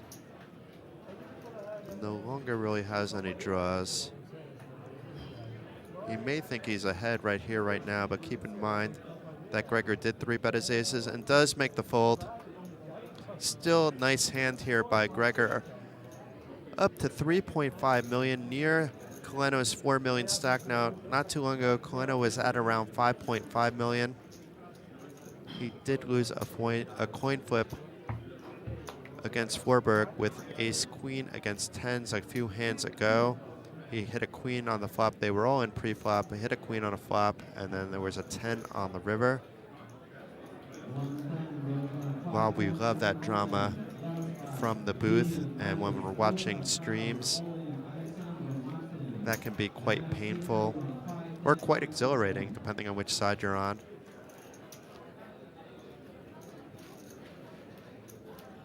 But typically when I'm in those spots, even if it's not like that big of a portion, I don't mind when my ace-queen loses to tens, assuming it's a dry board. But when I hit that queen on the flop, I'm such a massive favorite at that particular point in time, regardless of where the money went in. And I'm not going to call it a bad beat because it wasn't. It was a coin flip. But it is a sort of a bad beat in your mind. It can affect you mentally. I'm not saying that happened at all with Stanislav, because you can brush that off fast, and that's why you need to be mentally strong in order to make it deep consistently in big tournaments such as this one that attracted 719 entries for a prize pool of around 505,000 euros. So Gregor, who just had the aces, showing that he can raise from early position with something else. This time it's 9-8 suited.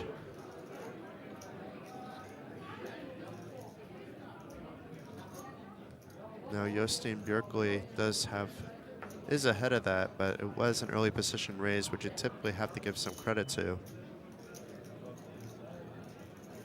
And it seems like players are giving him credit, including Stanislav Koleno, who did just lose a hand to Gregor, who is now neck and neck with Koleno for the table chip lead. And based on the fact that Koleno's stock went down, he's likely no longer the overall chip leader. But we do not have access to the full chip counts, only to the counts at the TV table. Either way, both those players are near the top of the leaderboard. Whether you're in the lead or not overall doesn't really matter at this point.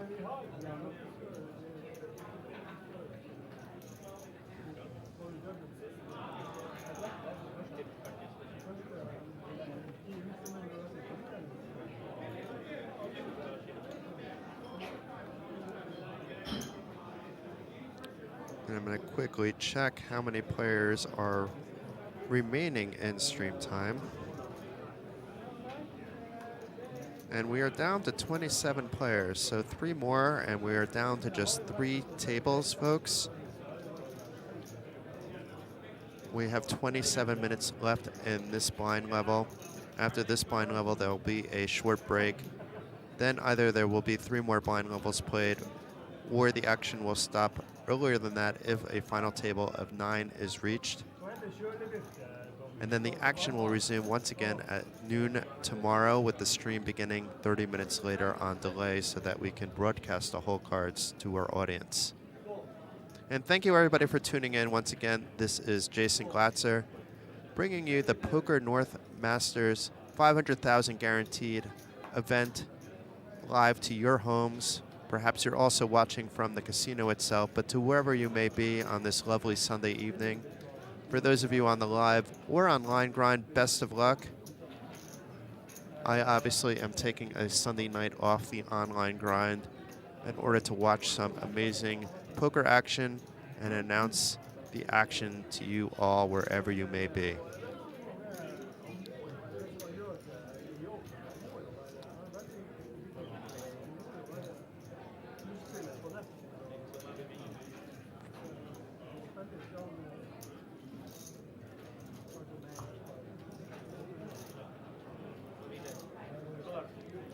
Looks like the floor is being called about something. I'm not quite sure what. It didn't seem like anything floor worthy took place. But maybe once the floor comes, we can relay what happened here.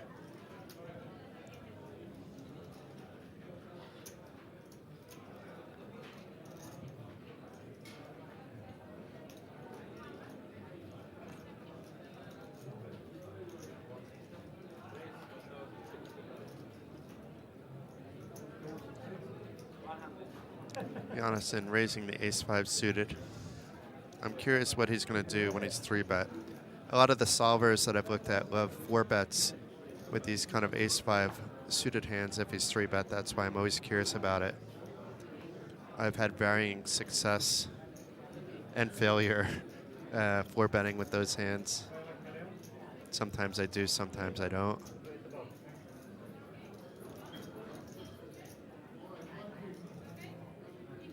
But so far, we're not going to see anything fancy here. We're just going to see Gregor defend with his king-jack. Very pretty hand from the big blind. Could often be dominated, though, by an under-the-gun's opening range with, like, ace-king, king-queens, ace-jacks, etc. But in this case, both of his cards are live. And neither player hit a piece of this board. This board did hit the big blind's range better. And even with the 9 of spades pairing the turn, nobody has a spade in their hand. Will Gregor try to rep that he has something here, though? The problem with him doing that is if he doesn't take it down here, he's going to probably have to give up on the hand unless he hits a king and a jack. And even then, he may have to check it back because there's 3 spades. It's a paired board. But he is making a stab. I don't mind this at all. And putting Jonathan in a weird spot. He is ahead, but can he call with his red diamond ace-5? Does get a fold. So Gregor now has the most chips at the table, approaching 4 million in chips. It's been all Martin Gregor recently.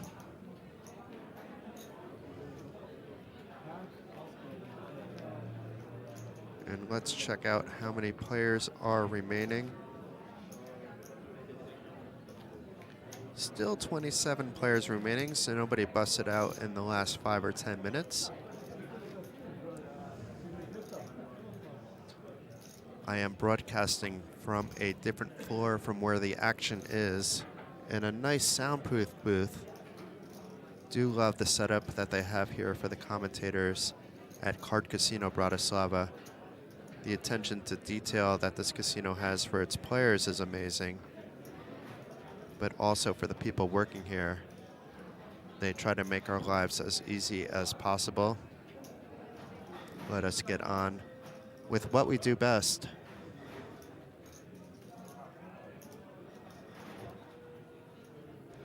So Radomir, who we've seen making some unorthodox bet sizings earlier, otherwise remaining quiet. This is a more reasonable bet sizing, although we've seen people min bet. Raising to 180 is basically the same thing. This is a very reasonable open size from under the gun. More than fine to do this with ace 10. You can reevaluate yourself based on how other players approach it. But I would say Radomir is a loose cannon on the table, a player that I would find difficult to play against. Oh no, this is difficult for Radomir. Jonasson flopping trips, but Radomir with 2 pair, pairing up his 10. Both players with the ace kicker, not that that matters based on what the players have. Jonasson checking, as he often would do from the big blind. And it sounds like he said he's all in, not for too much more. Radomir's gonna have to call, because there's 7-9s, there's hard flush draws, other things. Very rarely is this going to be an 8, but in this case it is. And needs a 10 to eliminate his opponent, otherwise he's lost a chunk of his stack.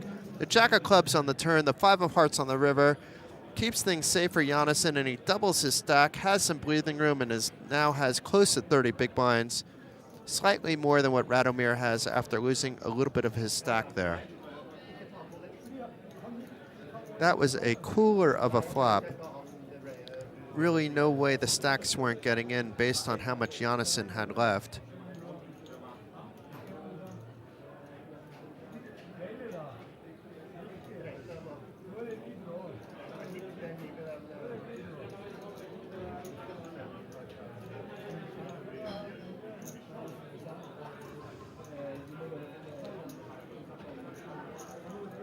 And Radomir Jakubek seems to be taking this well. Still has a lot of chips.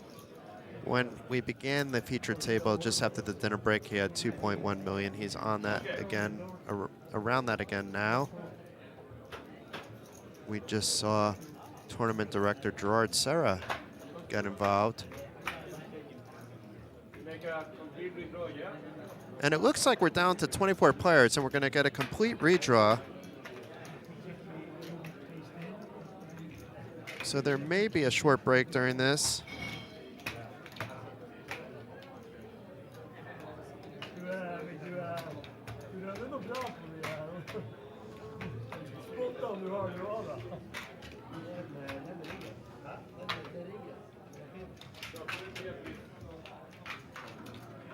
I am, in the meantime, asking for a list of the player names, but if there's a break, I am going to run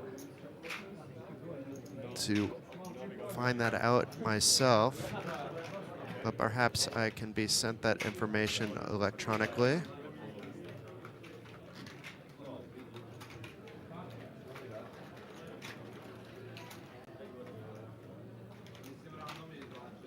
it a 20-minute break? So one of the players just asked if there would be a 20-minute break right now because they're scheduled to have one soon. But there looks like they're just going to do this redraw super fast. And with the software that they're using here at Card Casino Bratislava, it's very quick for them to do a redraw. We'll likely see 1 or 2 of these players stick around at this table because it's a 1 in 3 chance at this point.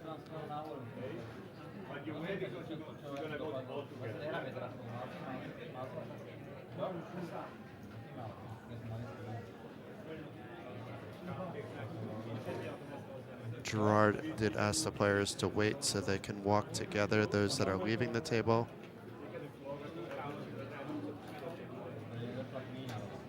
In the meantime, he's letting players know where they're off to. We may also have a dealer change going on. I need to find out the names of the dealers involved. They've done a fantastic job and deserve all the props I've been giving them throughout the week. I do recognize some of them. Obviously, I've gotten to know a lot of the dealers and floor over the years. This isn't my first rodeo behind the mic, and I've done even more reporting, probably reported close to 200 events at this point. But it does look like we're taking a short break, folks, so be right back.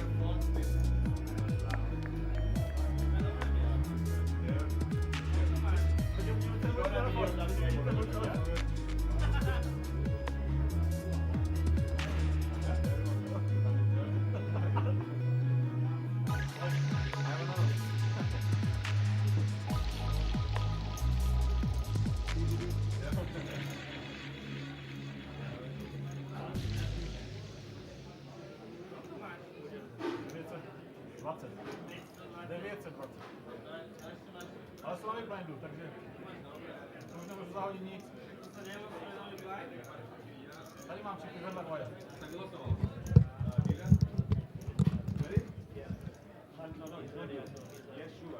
It looks like the action is about to resume, folks. Thank you for sticking with us.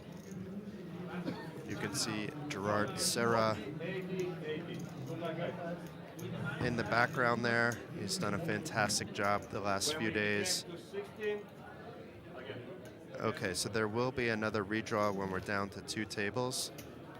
That will almost certainly happen today. Whether or not we get down to a final table of 9 is debatable. I think we have a good shot at that as well. Likely, even though the plan is either get down to a final table or play 29 levels, whichever comes first. If it's down to something like 10, they'll likely play it to a final table today. It looks like we have mostly new players at this table.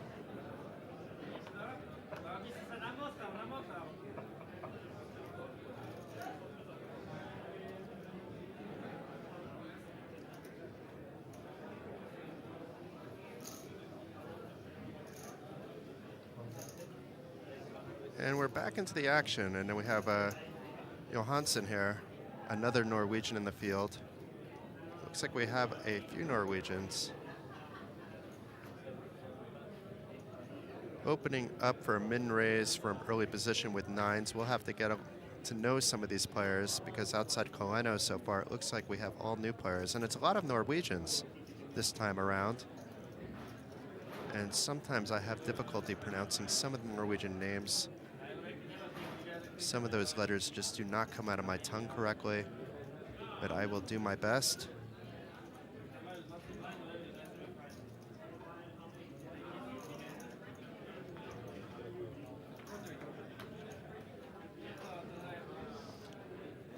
And Antos here defending with the Queen 10 suited. It was a coin flip situation until the 6-8 King rainbow flop. 9s are still good, but there is an overcard to his 9s. Let's see if Johansson continues, either for value or to see where he's at. He's probably more than happy to take it down right here. Always nice to take down that first pot that you play at the feature table. Sometimes players that might be at their first feature table, I'm not saying that's the case with any of these players, it could be a little bit intimidating for them. They know that they're playing in front of friends and family. That's one aspect. The second aspect that you have to consider is, regardless of where the TV table is, the lights have to be bright. So they're much brighter than usually the dimmer lights in the rest of the poker room. You also can't have phones out, you can't listen to music, so if you use that as a calming effect, that is taken away from you as well. But these are all things that are known when you enter a poker tournament.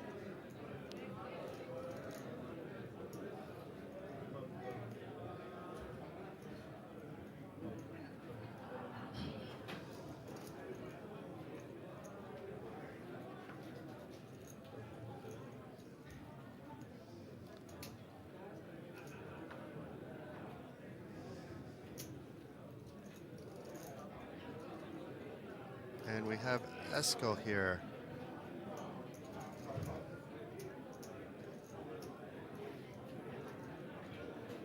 Eskil Bambold with the ace-6 from the cutoff, opening for a min-raise. Patrick folding the button with a 7-3 off.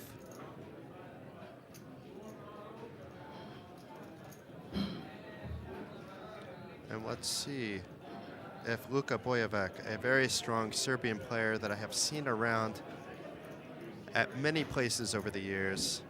I do enjoy watching him play. I didn't have a list at the time of all the remaining players, so I didn't know Luka was one of the remaining players in the field.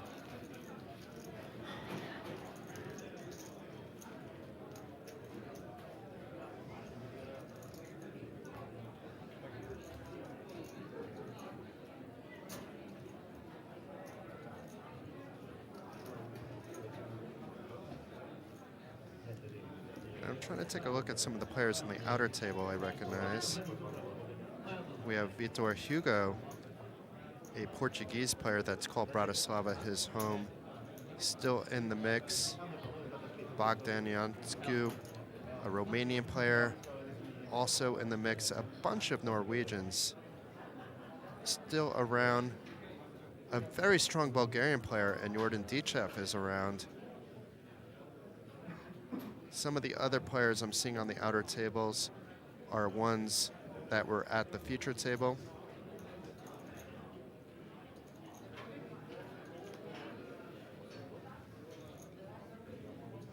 So there is quite a bit of talent left in the tournament. A lot of players that are used to playing at big final tables. Probably not too many players left at 105,000 euros is going to be pocket change for them though. Possibly the only player that played this event that it would be pocket change for is 2022 WSOP main event champion Espen Ulen Jorstad. I had a nice chat with him a couple days ago, and he said he is out here just to have a good time. He says he never misses the Norwegian Championship, and that's not going to change now that he's a world championship. He did say he's cutting out a lot of the other live events he used to play and tried to focus on the bigger buy-in events going forward only. And who can blame him?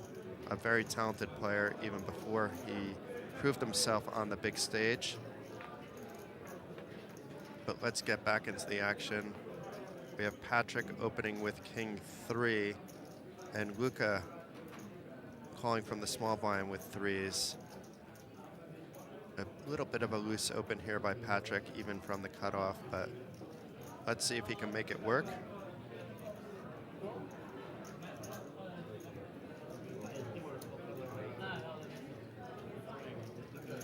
A bet of 180,000, that might get the job done. With 3s, you're usually set mining, and in this case, with Patrick having one of the 3s, the odds were very slim that that set would come. But even if that wasn't the case, you don't flop sets very often. And Patrick using the power of position to bring a stack north of 4 million chips after winning that pot. And since we had a short break due to the redraw, I will reintroduce myself once again. This is Jason Glatzer. You may have heard my voice before on other streams. It's my first time here at Card Casino Bratislava, absolutely loving it. In addition to commentating, more often you will see me reporting events around the world. I typically like to report events in Europe with a 3,000 euro buy-in or less, and my bread and butter is usually those 550 and 1K events with big prize pools, but events that are affordable to the everyday player to play, recreational players and professional players alike, that provide a very good vibe, such as this Poker North Masters 800 euro buy-in event. I love commentating, I love reporting, and of course I also love playing. I've been playing since I've been a little child. Penny games, home games, back where I grew up in New Jersey in the 80s. And I've lived in Lithuania now for about 14 years. But let's head into the action. Patrick, once again, being the pre-flop aggressor, opening to 160 once again, this time with Queen Jack suited. This would be an open even as a tight player, which Patrick has shown that he isn't necessarily tight.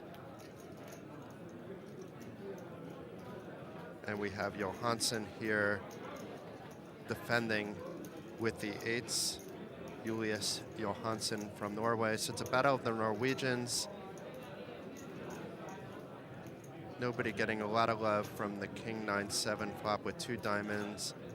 But Patrick, once again, as a pre-flop aggressor, trying to rep his range and not his hand. His range should include a lot of kings. The small blinds range could be strong as well, but it does include a lot of pocket pairs. But typically you're not flatting from the small blind with super weak cards, especially this deep in an event. And at least based on what we've seen thus far today.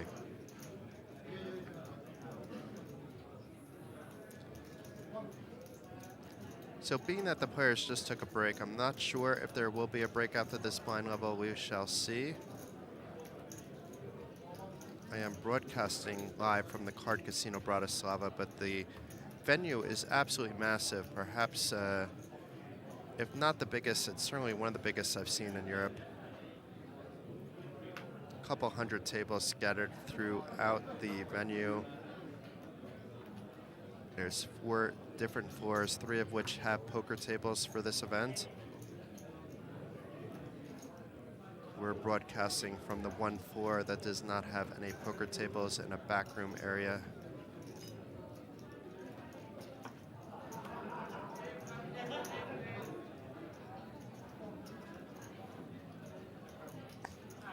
Ulis Johansson on the button with Jack 10. I would expect to see him open with nearly 30 big blinds.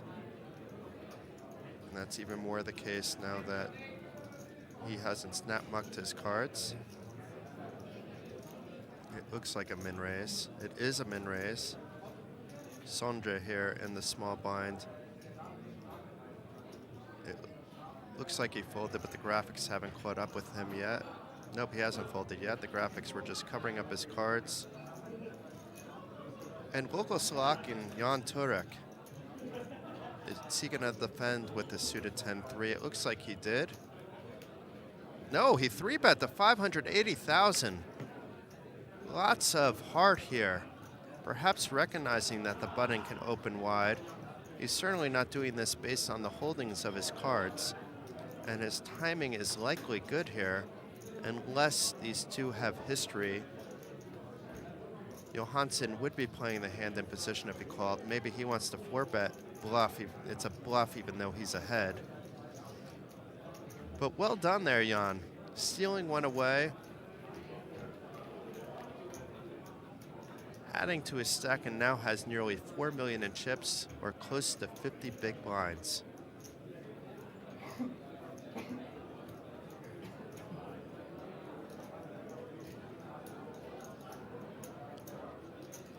This is what makes this event exciting, is moves just like that, whether they work or not, doesn't reduce my excitement about watching and commentating this event. But I do like to see them work as well.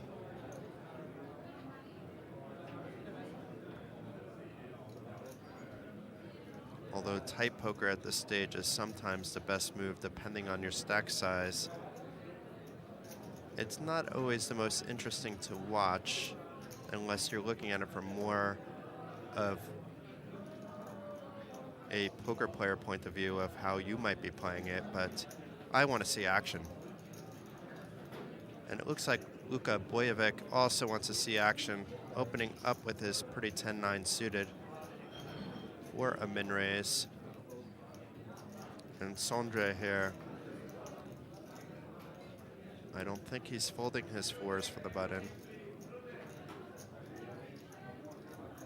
I don't think he's 3-betting his 4s from the button, so that leads to one move, which would be calling, but he's not getting perfect odds for a set mine here, but it's not that far off, and it doesn't necessarily have to be a set mine when you're on the button either, because you are in position. And it does indeed call. And Stanislav, who had nearly 5.5 million before the redraw, he was also at our first feature table, the only player to be back. Lost a big coin flip to go down to around 4 million where he sits now. Defends the big blind with the only ace out of the players. Not a very strong ace. And nobody hits this king 5-7 flop. We see Sondre's ahead equity-wise with his 4s.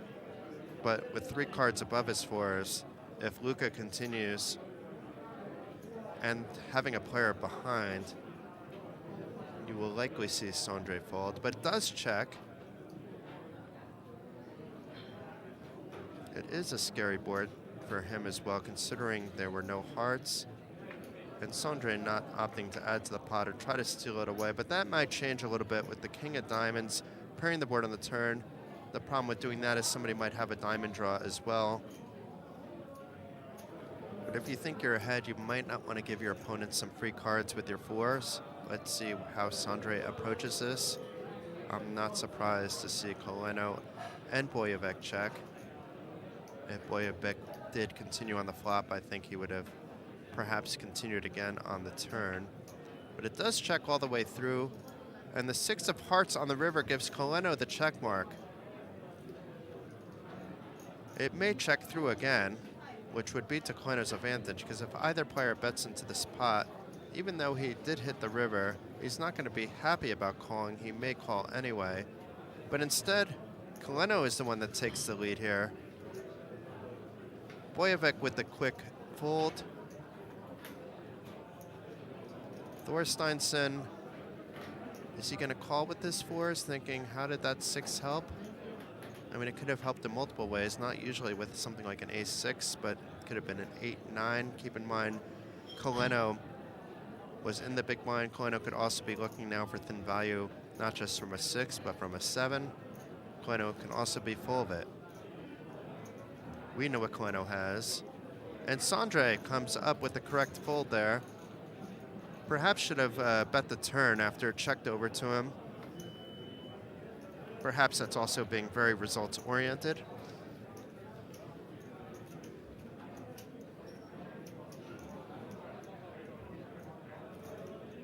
It can be very mentally tiring as you get deeper and deeper in the tournament. You really need to focus.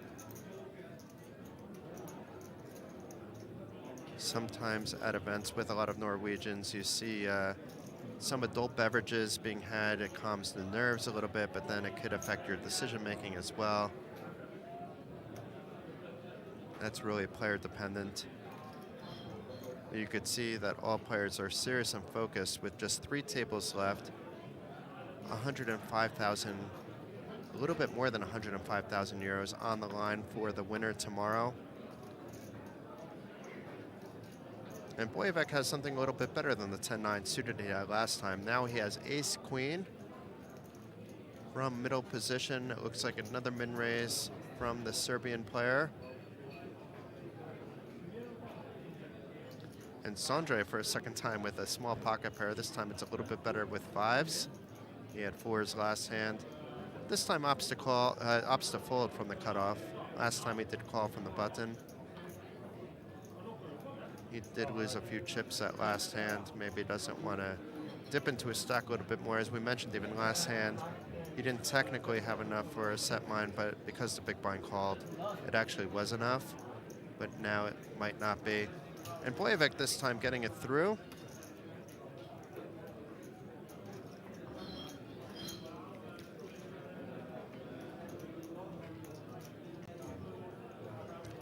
And when we see players standing up, that typically means a break could be coming, but it doesn't look like that's the case, being the rest of the players are sitting down.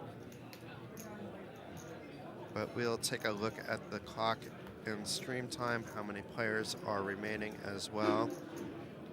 Yeah, there are 7 minutes remaining in level 26, and there is still a break scheduled on the board. Still 24 players remaining. So not only has no player gone out at the feature table, no player went out at the side tables too. But it's Antos, Josef Antos, a local Czech player, jamming his Jack-7 from under the gun. I mean, it is just for 8 big blinds, and one of the reasons he's doing it most likely is he's about to be in the big blind. And when you put in the big blind, you also need to put in the big blind ante. It's a bit different than online poker. I'm sure a lot of you listening are already aware of that, but some of you that play typically online are used to still the individual antes. With the big blind ante, he would quickly go from 8 to 6 big blinds. I'm sure he is thrilled that that got through. He did not want to be called because chances are if he's called, he's dominated.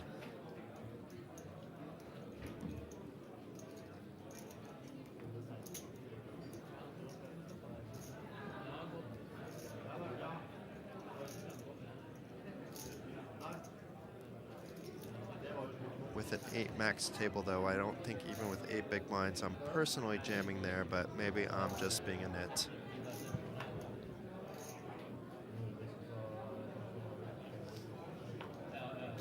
Luka Bojevic, once again, will be opening. We know he's not going anywhere with his big slick. And he's been a little active lately. One time with ace-queen, and the other time was with 10-9 suited. So this is the third time in 4 hands he will be opening. And even though players can be getting good cards very often, such as Bojevic, a lot of times it gets in your head, Bojevic, a player like Bojevic may be trying to bully the table. That's not the case here. And Coleno opting to call and not 3-bet his ace-queen from the cutoff, which is more than fine against an under-the-gun open.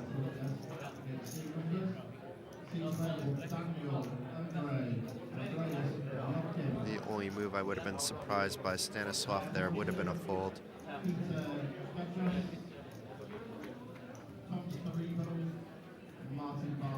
So 2 clubs on the Jack 9-6 flop. Luka's still ahead with his ace-king, but is playing this hand out of position. Both players with a lot of chips. Let's see if the pot will build. Let's see if a player can take it down. I won't be surprised to see Bojevic continue. And he's reaching for some chips. It looks like 150, indeed it is.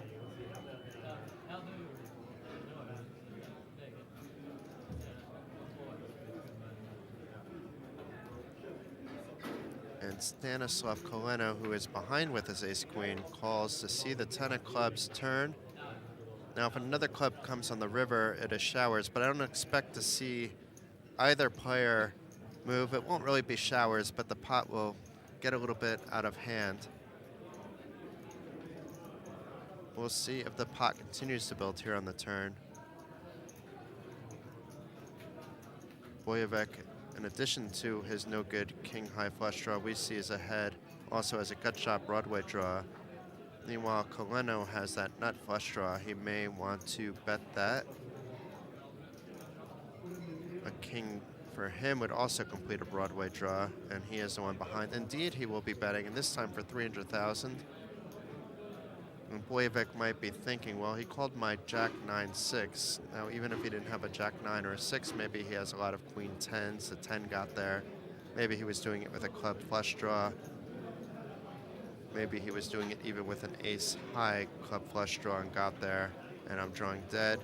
Or maybe my king of clubs is still good. Maybe I can still improve on the river. And the 6 of spades pairs the board on the river. We know Bojevic is good, but if he checks again, he's not going to be in an ideal spot. We see players getting up, so that means there will be a 20-minute break after this hand. Bojevic checks again. I'm curious how this plays out. Coleno has showdown value, but he was just called a bet of 300,000. He's going to try to steal this one away. He may feel that he is good with his ace-queen. The problem is that he had the ace of clubs in his hand and not his opponent's. So that makes it less likely that Bojevic would have just been floating with the flush draw. He is firing out, and for more than half the pot, it looks like 800,000. We'll get that confirmed. It is indeed 800,000. It's going to be very hard for Bojevic to call for nearly a quarter of his stack.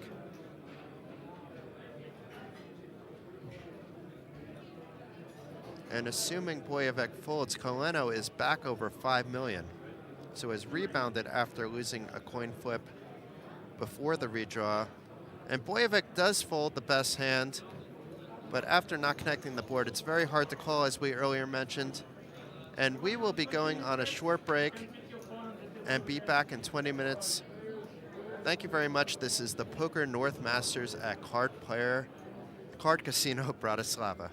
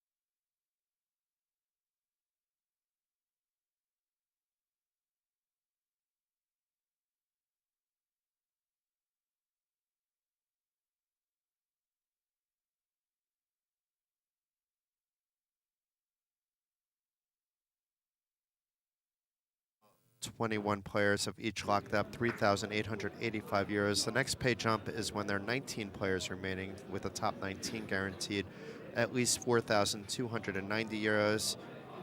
All final table lists, all 9 of them will lock up 8,580 euros, and it goes up very fast from there with tomorrow's winner taking down 105,483 euros. Happy days, party times.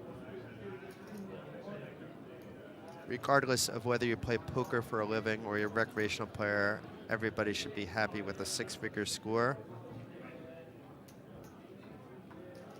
Sandre opening the hijack, but he's not going to be able to call a 3-bet here, which is likely to happen by Rutan.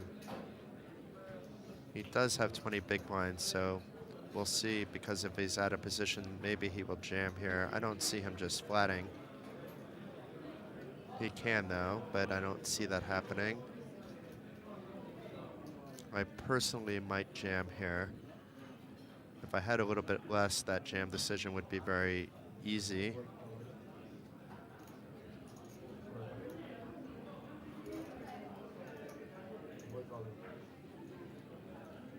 He does indeed jam for 20 big blinds, at 2.5 million from the small blind. Sandre will likely quickly fold this. If not, he's basically doing it for a Hollywooding, but does quickly fold.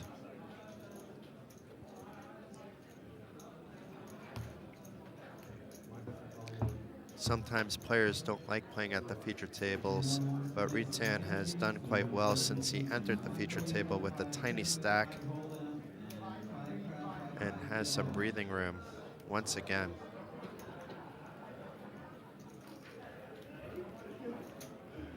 Has close to 25 big blinds now.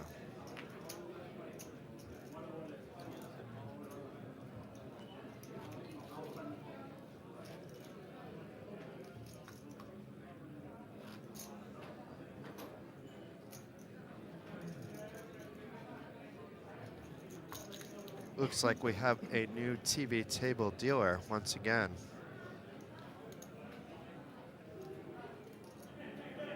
Regardless of the dealer, we've seen 0 mistakes. We've seen a very smooth flow of action. I will personally thank the dealers that are doing the TV table for their professionalism. I've already thanked a couple of them. I know the players appreciate that as well, and I'm sure it is the same at the outer tables. Gerard Serra, the tournament director, has done a fantastic job as well. Hard Casino has been an amazing host, also has amazing staff left and right. And also, I'd be amiss not to express my pleasure for Frode Fagerli for organizing this event once again. Although it is the first year of the Poker North Masters, upstairs, the Norwegian Championships 8 game is going on. And because of Frode, we have close to 2,000 Norwegians in Bratislava. Even when I'm taking a taxi ride back and forth to the casino because I wanted to stay in the old town, the taxi drivers are asking if I'm Norwegian. They've grabbed so many Norwegian people, and Norwegians speak such good English that they basically just assume I'm a Norwegian because I don't speak Slovakian.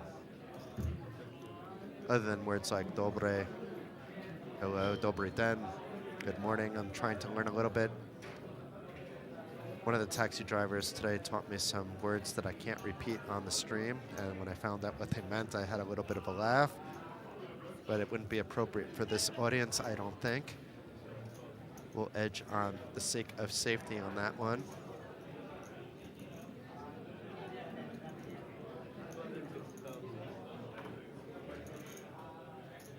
So Jan, who's been a little bit quiet lately, found a spot to open with the ace-7 suited. It appeared he was being frustrated by the fact that he wasn't getting any cards. This is slightly ambitious from early position, but at the same time, they're 7-handed. It's more than fine. He has enough chips where if he's 3-bet, he can get out of the way, and it doesn't seem like players are 3-betting light at this table.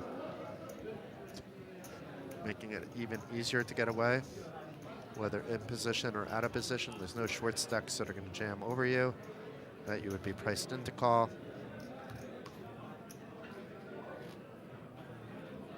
Jan, being an experienced player, probably had at least some of those thoughts.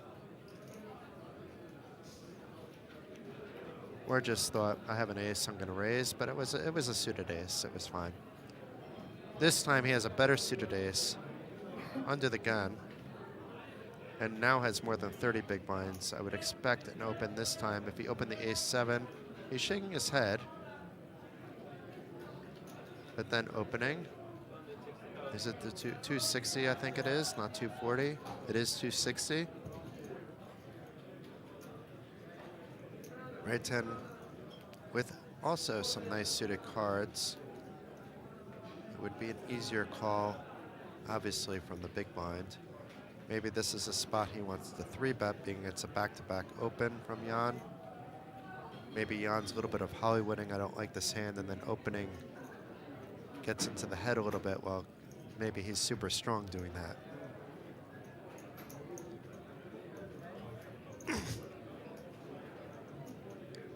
Right 10, though, will call. I don't think Patrick called with the 9-5 here, so we're going to have some catch-up, and I don't think Antos also called with the 10-5 suited. It looks like we're going to go heads up to the flop. As I say that, we're not sure what Sondre did. Sondre did fold, so it is going to go heads up to the flop. And a dream flop for Jan. Not only with top pair, but also with the flush draw. Unfortunately for him, he's not going to get any action from this. And if Red-Tan does opt to turn his hand into a bluff, and it would be a bluff at this point, he would be sorely disappointed. He does have backdoor flush draw, I guess a backdoor Broadway draw. And very interesting sizing here as well, and does show his hand, which is also interesting, and gives the thumbs up. Where's his heart on the sleeve? I love this.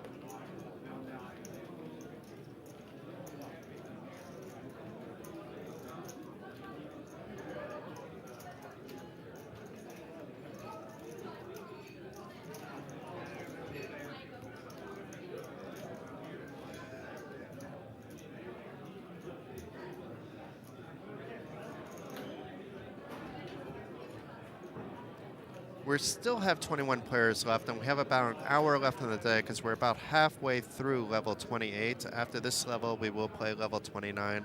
The chances of us getting down to a final table today are slim. I guess theoretically possible.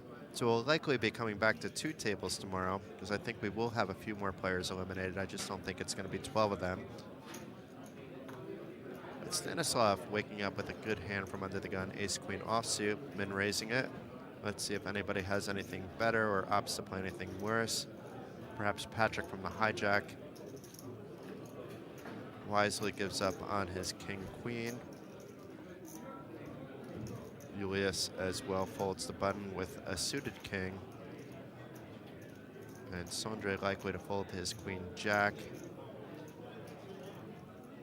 It looks like Sondre takes about the same amount of time during a lot of the hands here, but may actually be thinking what happens if I jam. But it wasn't under the gun open, even though we've seen Stanislav with some light holdings from under the gun. That isn't the case this time around. And more or less Stanislav has been kept in line. But Jan Turyak does call with a weaker ace, but does also have the suitedness of it.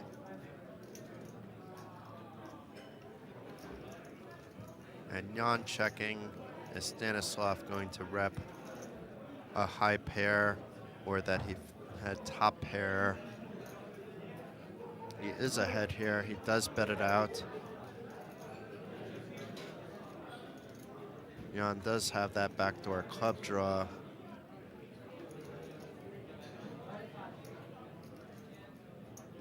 I do think he will fold here.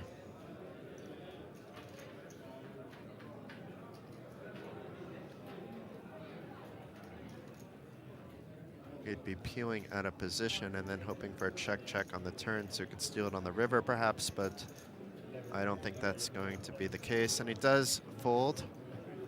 Stanislav should be happy about that, even though he had the better hand, being that that board did not help his ace-queen.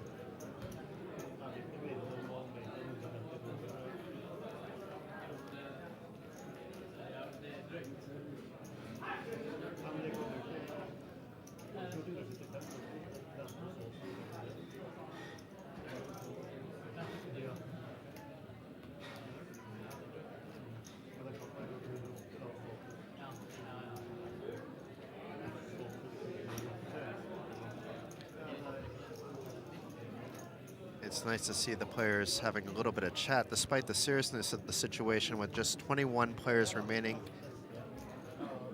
More than 105,000 on the line for first place. That will be awarded tomorrow. Of course, players will be allowed to potentially make a deal, so it's possible that the winner will take home a little bit less than 105,000. There would be money most likely left aside and to be played for if that was the case, but we'll confirm all that before we go live tomorrow.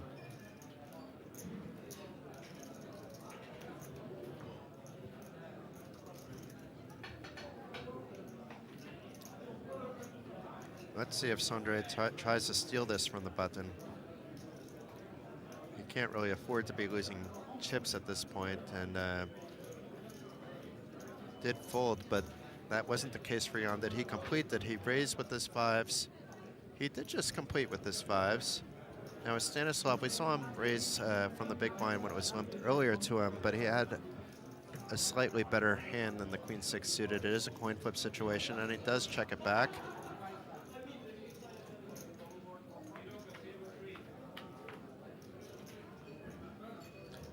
And Jan flopping top set, but he's not really going to get value at least on the flop. And it's going to be hard for him to get value at all because there was also a king on that flop, even though we don't see it. And it did go check, check. 8 of spades on the turn. That would have completed a spade flush draw, but I don't think that should really bother Jan too much. But he does check again, and now maybe that will get Stanislav to take a stab at the pot, but he checks once again.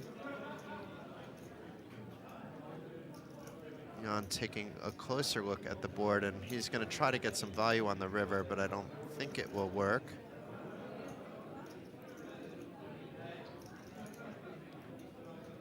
Stanislav likely wouldn't be calling. He could be raising, not putting Jan on anything, but I think he will be folding and still have 30 big blinds to his name going into the next hand.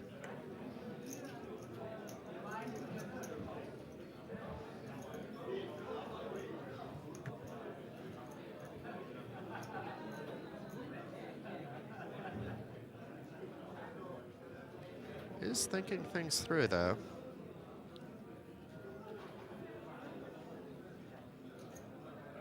Does eventually fold.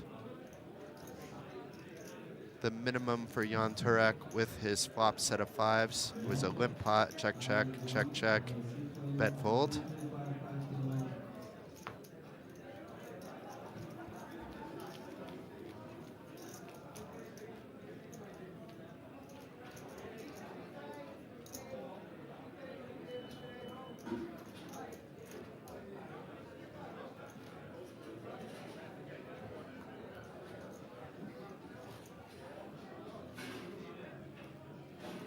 Still 21 players remaining. All 21 players have been in their seats for at least 15 minutes.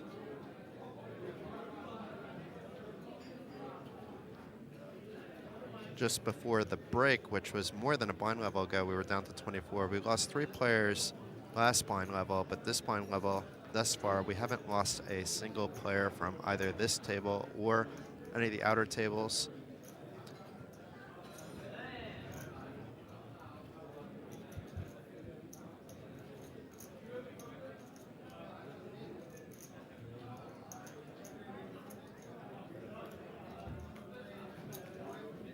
Looks like Jan opened the button.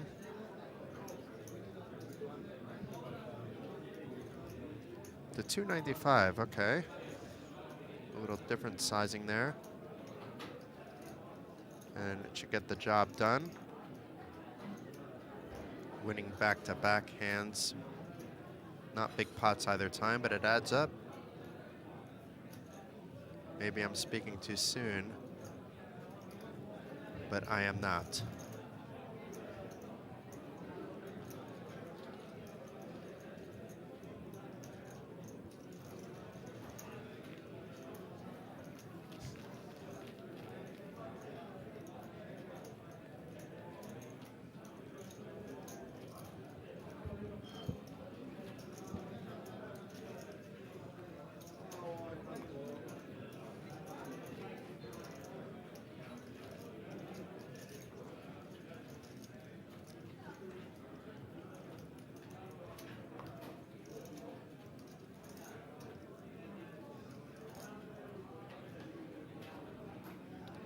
So I said we would definitely be down to 2 tables to end the day. I could be proven wrong. I still think that will be the case. My guess earlier today was that it would end today at 14 players. And I'm not expecting to be far off even with 21 left now. Blinds will go up in about 12 minutes, 13 minutes. 275,000, 150,000, and Jan this time raising with the tens.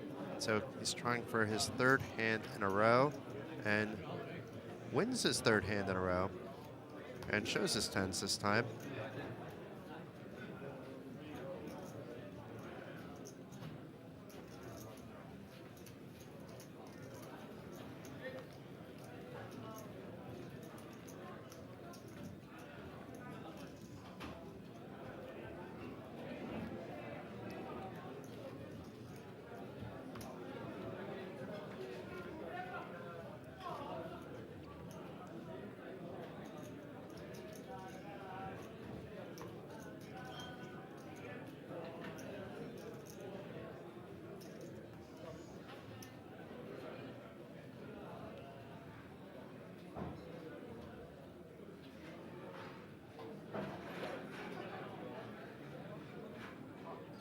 Unfortunately, I likely will need to run to the toilet, being that we have about an hour left. This is where having a co-commentator comes in handy. But let's see what this hand is all about. Stanislav waking up with the queens from the cutoff.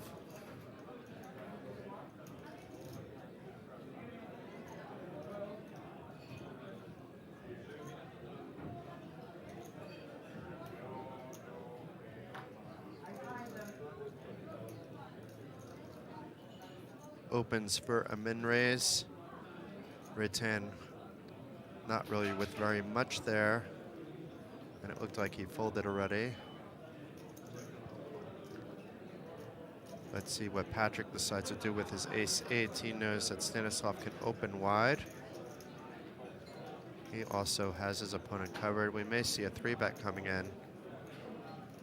We may be seeing a fold. We may be seeing a call. I'm covering all my options to be safe here.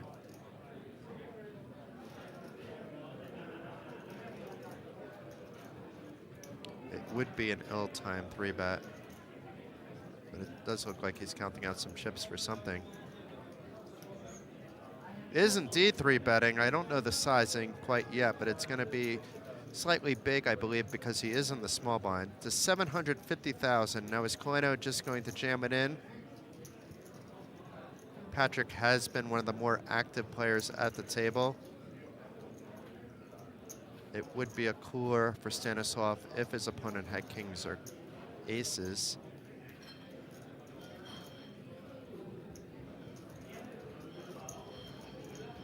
It is very hard to just call. And there is 1.2 million in the pot. I wouldn't mind seeing a shove.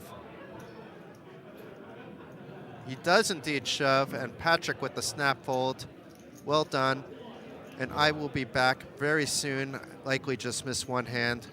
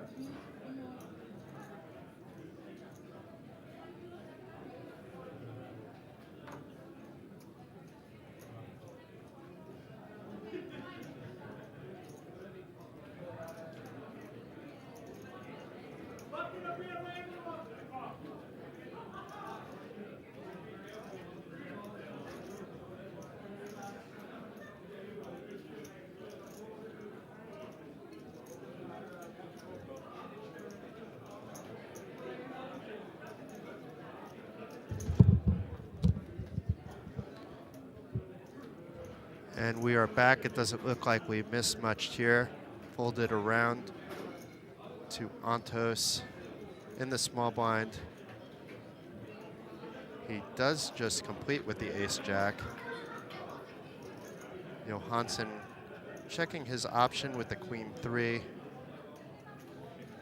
Josef checks.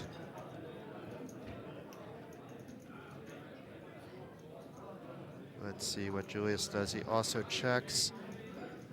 Now Antos can feel a little bit more comfortable. Josef improving to top pair. Will likely try to get some value here, hoping that Julius nailed a little piece of this board or has a draw of some sort that he can get some value. Won't be that disappointed that he took it down there either.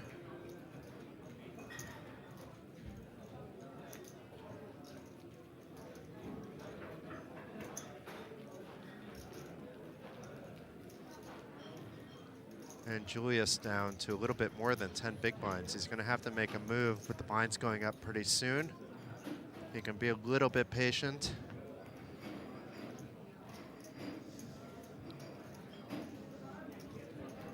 I was in a similar spot recently. We had a 555 tournament in Vilnius with 470 runners. And after a bad beat on day 2, I was never able to really get my stack above. I kept varying between 10 and 25 big blinds all day, and then ended the day after making a bad play at the end of the day with 9.5 big blinds on the final day with 24 players remaining. And eventually I ran up my short stack, but I did bow out in 15th place in that one. But I was happy with the way I played for the most part. It's hard to play perfect poker for 3 days. It's hard to play perfect poker even for 1 day, let alone 3. These players are now on their 2nd day, but they're going to have to play again tomorrow if they want a chance at winning that 105,000 and change top prize. But meanwhile, we have Patrick once again being the active player, this time with 10-8 of spades. I expect Sondre to do something here with this king-jack. Likely defend, but I wouldn't be surprised if it's a little bit more. He may recognize that Patrick has been a bit active.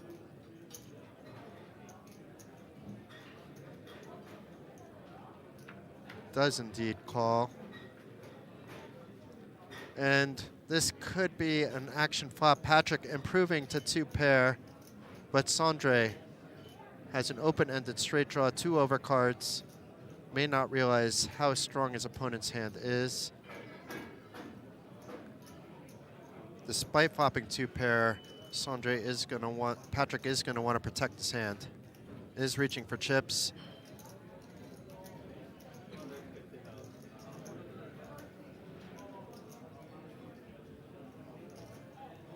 Let's see what Sondre does. This sometimes would be a good spot to jam, because even if you're behind, you still have plenty of opportunity to get ahead. He may think his jack and king are live. The problem with calling is that he doesn't have that many chips in his stack anymore.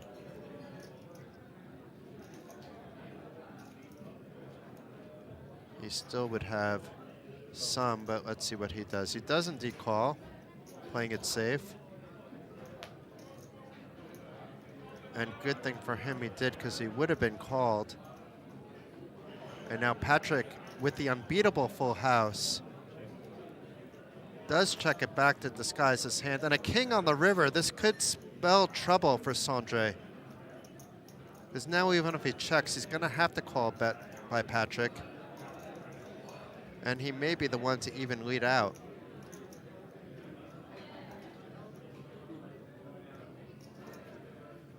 He may be able to set his own price, but he has just a little more than a pot-sized bet left. I do not think this is good news for Sondre.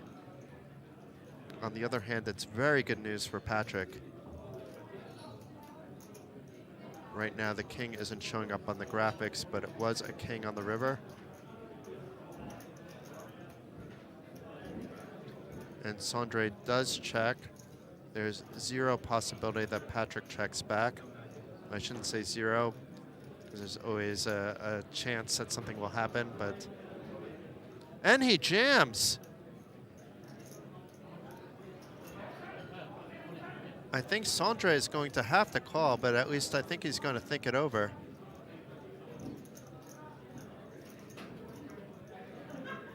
It's hard to put your opponent on a 10.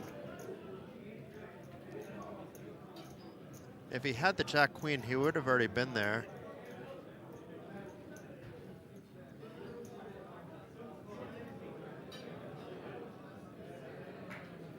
A bit of a cooler here for Sondre. He could be putting Patrick on a better king, like a king-queen, a king-ace. That would also likely be betting a river here. He can discount all the 9x's and 8x's. Jack-7 would be doing this. Jack-Queen would be doing this as well. Any full house would be doing this.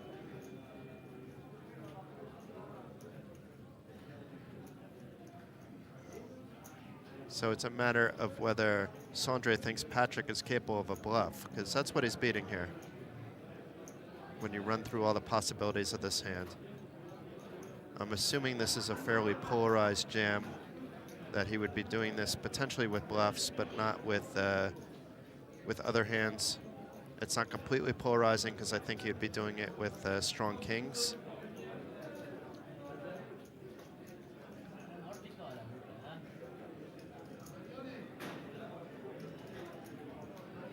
Can Sondre find a fold here? Keep in mind, blinds are about to go up, so if he folds, he's down to under 10 big blinds. We know what the cards are, so I'm just running through the possibilities. It would still be better than 9 big blinds for him. If he calls, he's obviously out of the event.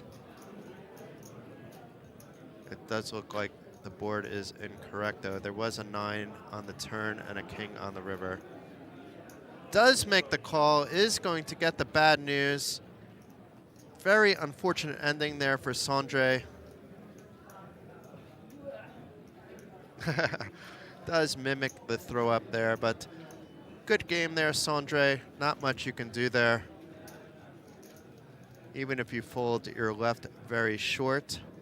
You would have had a chance to run it up, but it's very difficult to fold there.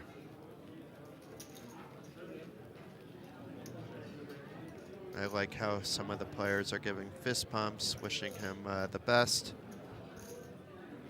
He did put his heart into this event for 2 full days, perhaps longer if he entered more than one opening flight.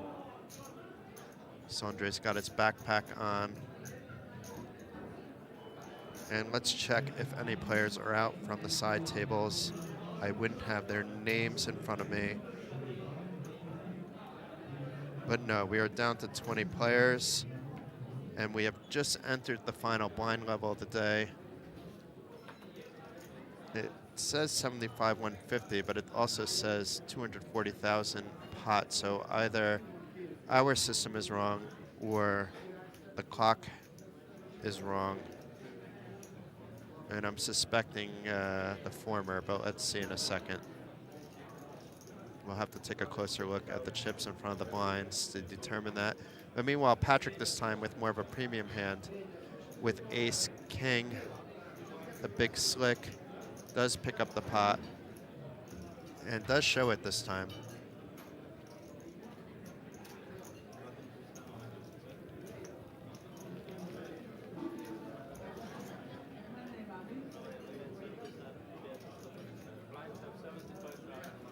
Okay, it's this hand that blinds are 75,150.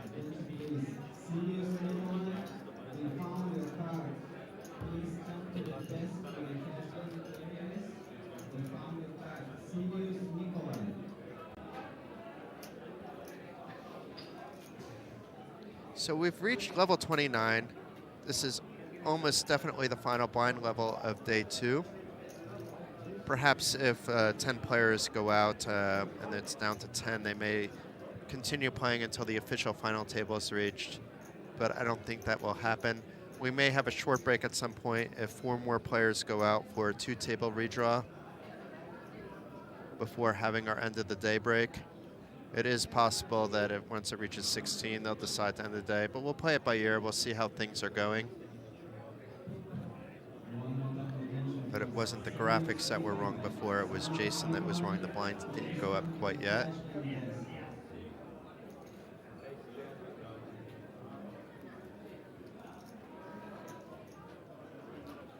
Patrick, once again, now he has the most chips at the table.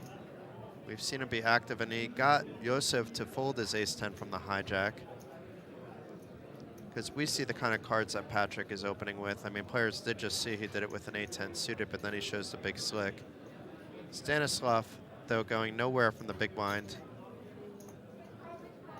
Does call, and there's already a ton in the pot. Patrick flopping a gut shot, but has a lot of aces in his range. Will likely continue this flop. Unfortunately for him, it's Stanislav that has the ace in his hand. Is reaching for chips. Doesn't look like that big of a bet, but we'll get that confirmed in a moment. It is a min bet, so Stanislav just calling.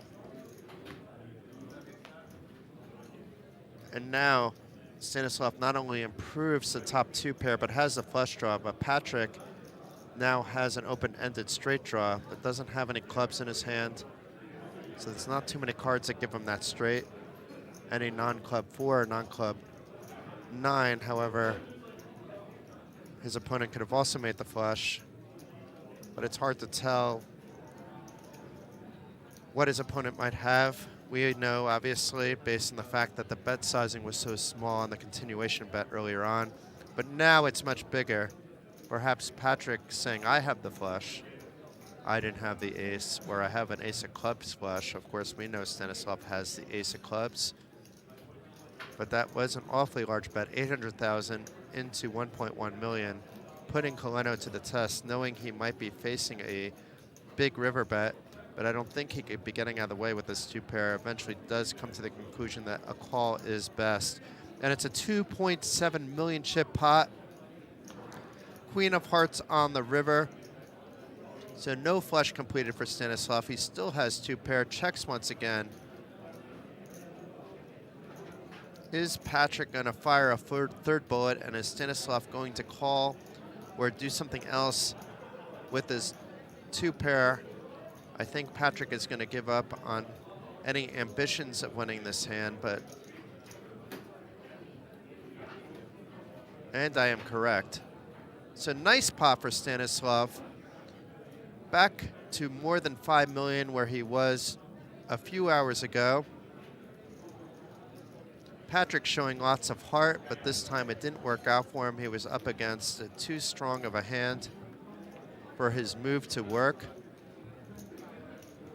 But I'm liking what I see from Patrick. Has a few different gears. He'd be a very difficult opponent to face up against.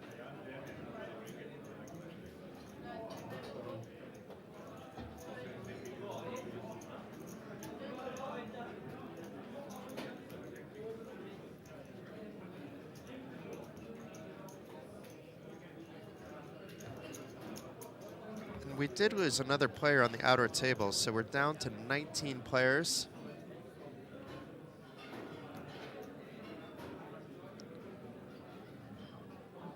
Things are getting more and more exciting leading up to tomorrow, when we will have a winner of the Poker North Masters, who is scheduled to take home more than 105,000 euro.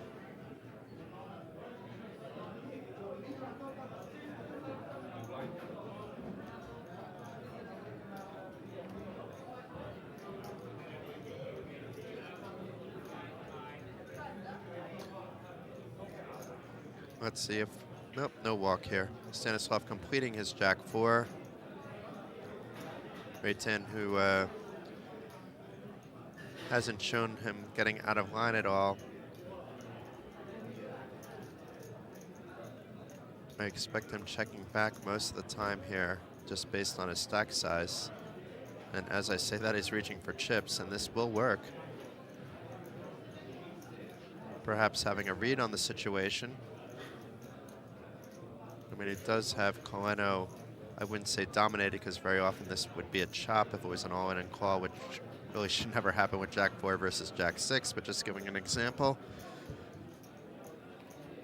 But I don't see why Coleno would call this out of position. I don't mind him thinking about it for a few moments. At this stage of the game, it's good to think about every hand, actually, for a few moments. As long as it's not like obsessive tanking for multiple minutes for no reason. There has to be that happy medium.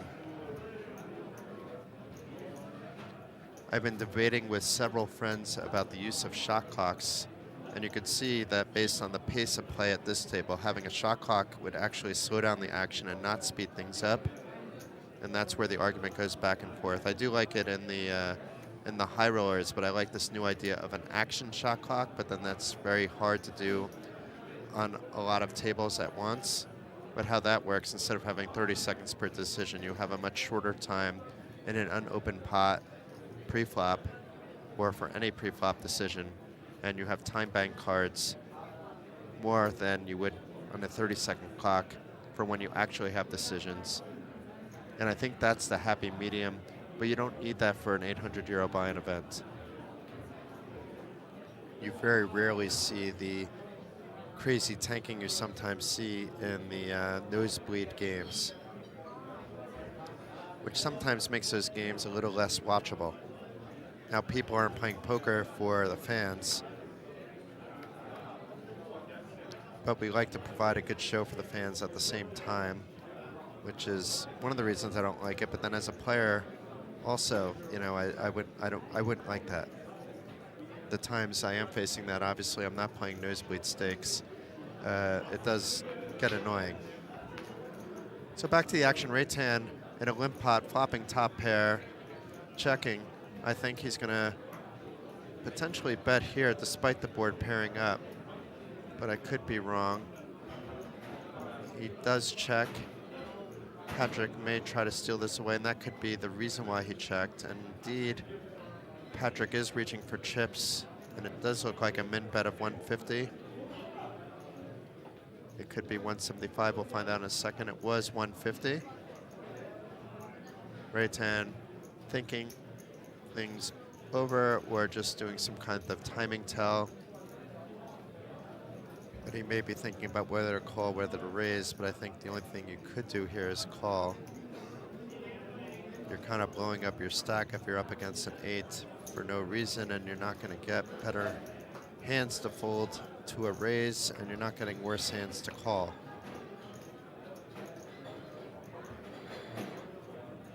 Another check for Raytan. He is going to call anything but a super large bet here, and it would be awfully difficult for Patrick to bet big.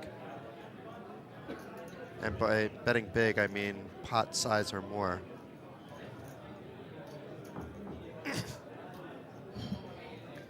And we may even see Raytan call a pot size bet. But he is reaching for chips nonetheless.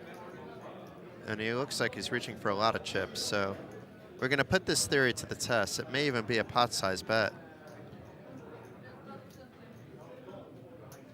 And the two Norwegian players may have some history with each other. Perhaps not.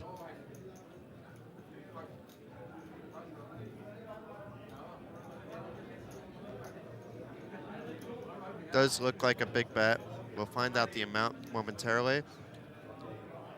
700,000, nearly a pot-sized bet. Raytan wasting no time and calling with top 2. Gets the good news. And Patrick, who was over 5 million just moments ago, is down to 3.6 million.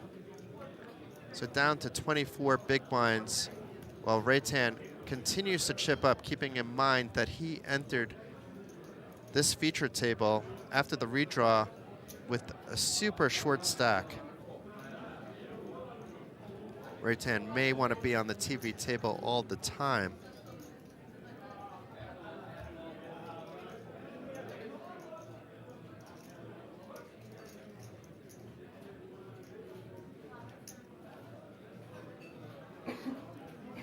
And we lost yet another player on the outer table, so we are down to 18 hopefuls for the title. After 2 more players go out, we will do a redraw. I would say that it's still likely to happen today. There will be a short break for that redraw. There is about 28 minutes left on the clock, and back to the action here. We have Johansson jamming under the gun with ace-6 for under 10 big blinds. So far, so good for him. He doesn't want to call. Even from a queen-jack, he likely doesn't want to call. Meanwhile, Antos, though, is the one player that has less chips than him.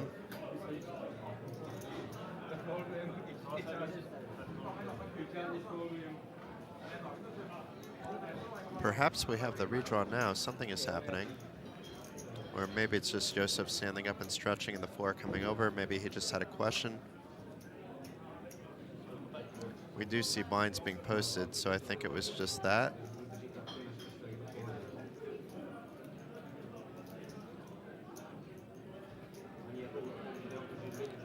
There's no table rebalancing going on because we have 6 at all the tables.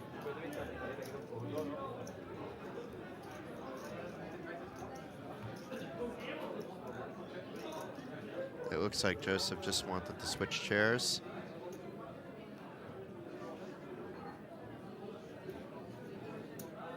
Which is fine as long as he's using the same box. Otherwise, it would mess things up for us. At least temporarily, while the technicians were moving things around.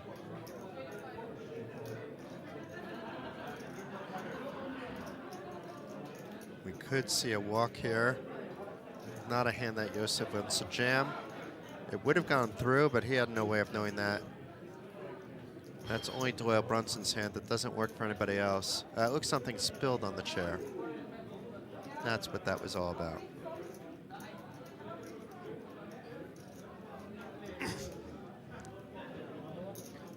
I'm very excited about tomorrow. We will see a winner collecting more than 105,000 euros for their 800 euro buy-in. It'll be happy days for all the final tablists, but a much happier day for the winner.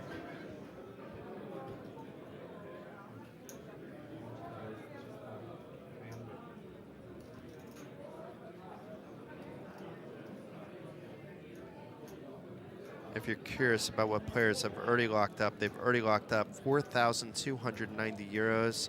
The next pay jump will be for the top 15. It's a decent pay jump to 4,945 euros. We may see that today, depending on the pace of play. But meanwhile, Stanislav back to being a little bit more aggressive now that he has chips again, opening up with the king-jack suited. Great hand.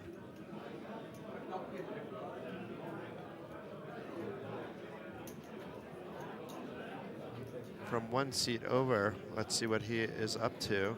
3-bet to 750 with the queen 10 suited. And it would have been good timing against Stanislav, but it's awful timing against Patrick, who has shown he is capable of making moves, but this time waking up at the big slick. And it sounds like he just jammed. I love this. It will get him up to 5 million unless one of the players in the blinds wake up with a hand. There's no way that Stanislav or Reitan can call. Jan has a little bit too many chips to call with those 5s. Reitan will likely tank for a very short time just to show that he is strong. But doesn't even do that. Easy game for Patrick with the big slick, back to that 5 million chip count mark.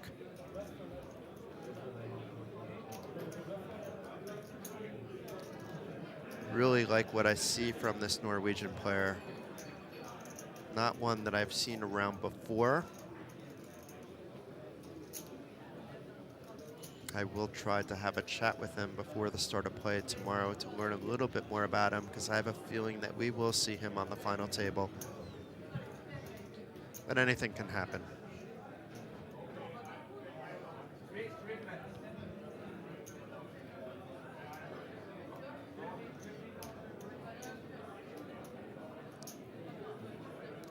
We did lose one more player.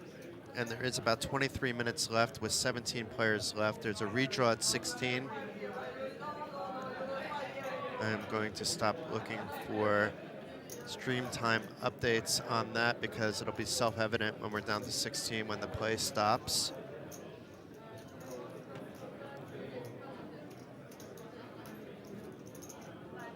Patrick once again opening up from under the gun +1 with the 8-7 suited, and Stanislav will likely be defending with 6s, and you could see that the equity is exactly 50-50 here.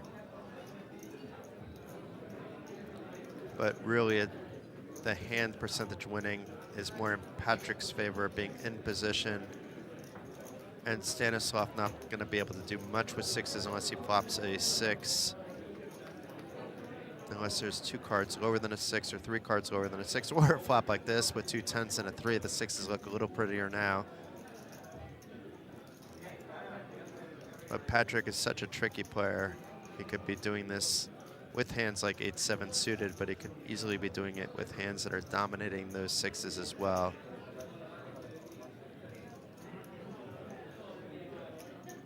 Just a min bet.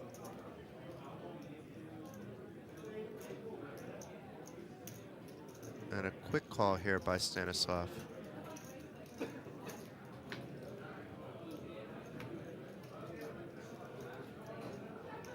Not the worst turn card for Patrick. Gut shot, straight draw, flush draw.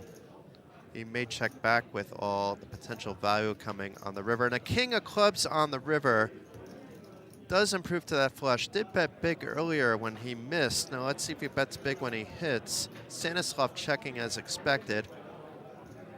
I expect if he's facing a big bet this time, he's going to have to fold. Only because it is scary with the jack and king coming out with your pair of 6s, not necessarily that worried about the flush hitting. Also ace queen gets there, queen 9 gets there, a lot gets there. This time it's the flush, and this time he bets smaller. But I think Stanislav will be folding, but it's very tricky against Patrick. We know what Patrick has, but we also know Patrick can do this with so much more than a made hand. And I think Stanislav is thinking the same exact thing. I think he's saying, I beat pocket fours.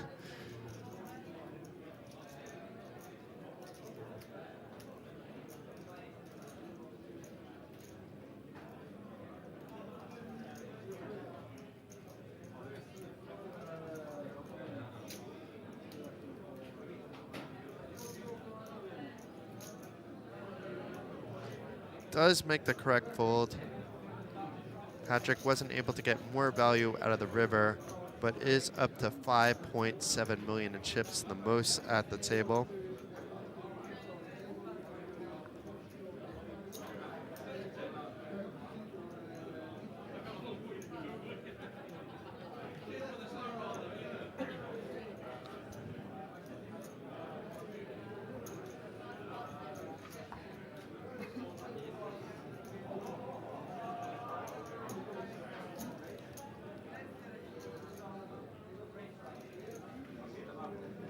Four suited connectors for Patrick, this time from under the gun. If he likes 8-7 clubs, he likes 7-6 of clubs, does open again. If we can keep Patrick on the featured table tomorrow, I'm in love.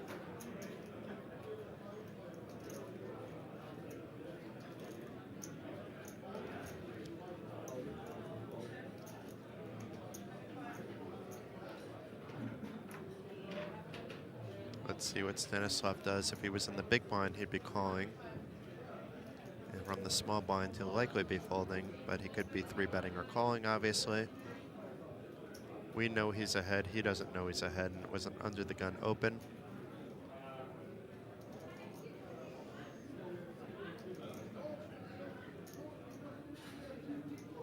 It does look like he will be 3-betting this time. Maybe he's had enough, and this should work depending on what happens with the big blinds here.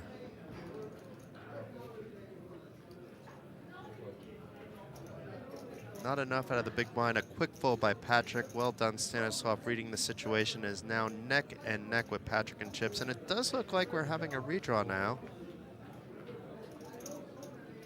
Or maybe not. Yes, we are having a redraw, folks.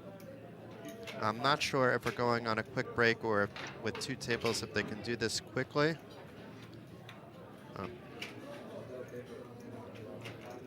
But there are just 16 players left, folks. Or maybe it's not a redraw and they're coloring up. It looks like they're just coloring up some chips. So there's still 17 players left. Because we see cards being pitched out.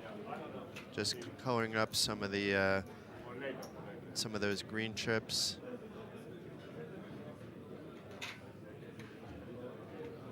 No need for 5K chips really on the table anymore.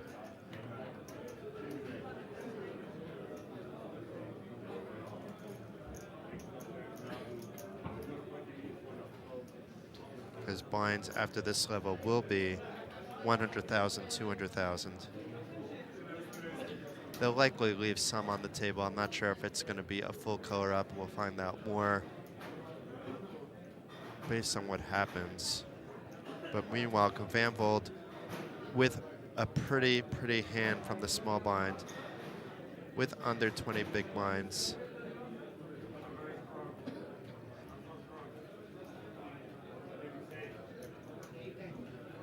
Is raising to 375. If he had less, it would be a jam. Patrick would be playing this king 3 in position.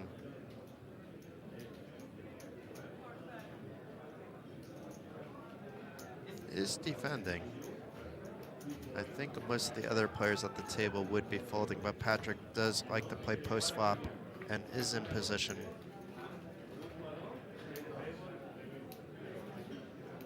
And should be able to get away from this fairly easily. I expect right hand to continue.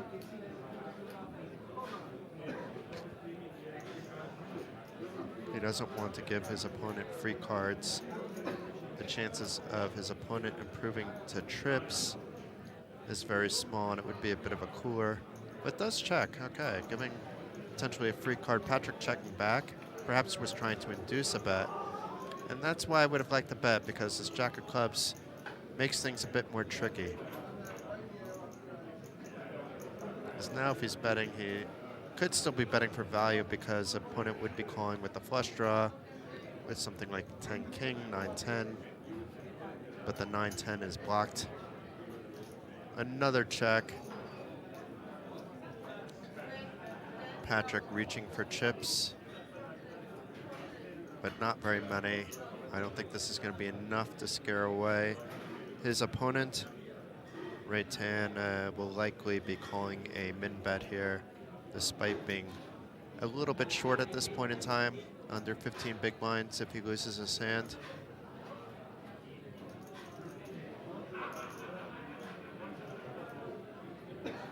Does indeed call the min bet, bringing the pot up to 1.2 million. And a king of spades on the river, giving Patrick the check mark. So the passive play by Reitan comes back to punish him.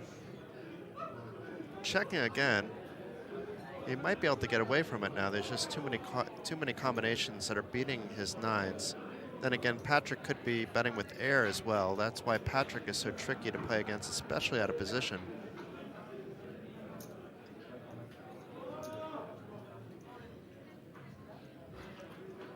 Does bet just 1/3 of the pot. I'm not sure if we're getting some bet sizing reads on Patrick. It seems like lately, though, when he has it, he's betting like 1/3 of the pot. When he doesn't have it, he's been betting a little bit bigger. But that's on a very small sample size. And could just be coincidental.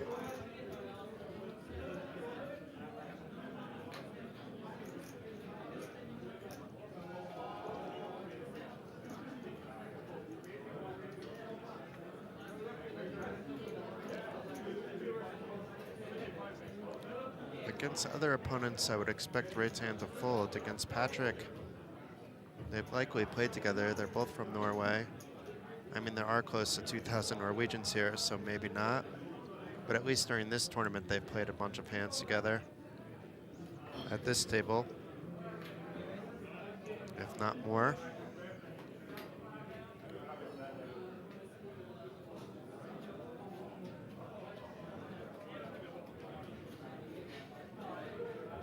And even though we've seen everything Patrick's played, his opponents have seen a bunch of his cards as well.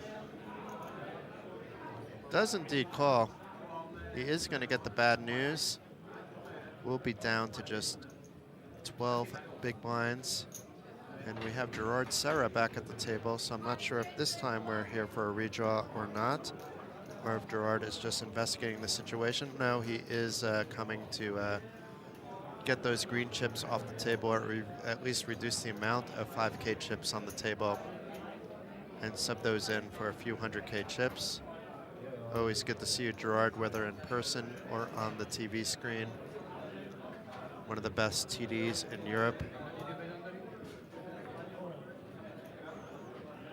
A lot of the best TDs in Europe are here for the Norwegian Masters. It's like a who's who. There are a few of my favorite TDs that are not here. If I start naming names, I know I'm going to be leaving people out.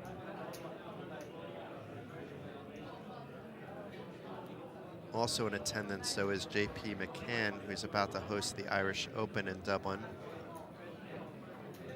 He's not acting as a TD, although he's a more than capable one, obviously. But he's here enjoying the Norwegian Championships and the Poker North Masters here at Card Casino. Not necessarily playing poker, having some meetings and taking care of some business before his Irish Open, which is going to be absolutely epic. Unfortunately, I can't make it this year. Too many trips on my plate. I need a little bit of time off before a bunch of trips coming up. I do hope, though, I will be back at Card Casino, whether to play. Hopefully, I'm also invited back to commentate, perhaps to report, which many of you know me as a live reporter for about a decade now.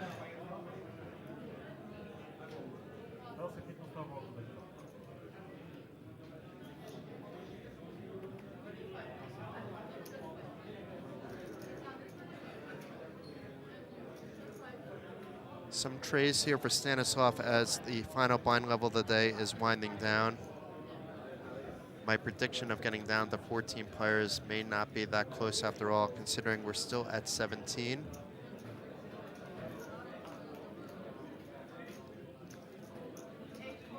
And Josef may have to jam here, so we may have a redraw pretty soon, or he may fold. There is a ladder, a decent pay jump with 15 left. But he does indeed jam. And Colino may feel he's priced in after Julius folds in the big blind. In which case, Josef will be in for a world of hurt. I think if the pair was a little bit higher, it would be a very quick snap. Now with the trays, it's very tricky, but the fact that he only has to call 850,000 should make this a quick call. And it could be showers for Antos. He needs a deuce.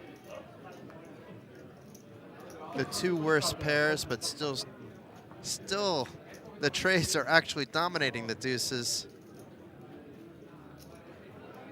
10-10-6 flop. If we see this board pair again, if it's a 7 or 6, it'll be a chop pot. But it's an 8 of clubs on the river. Unfortunate for Antos, he ran into one pair higher. Well played today. Nice run, good game. And I'm not sure if we're ending action for the day or if we're going to just have a redraw with 16 left, because we're very close near the end of the day. We shall find out very soon enough.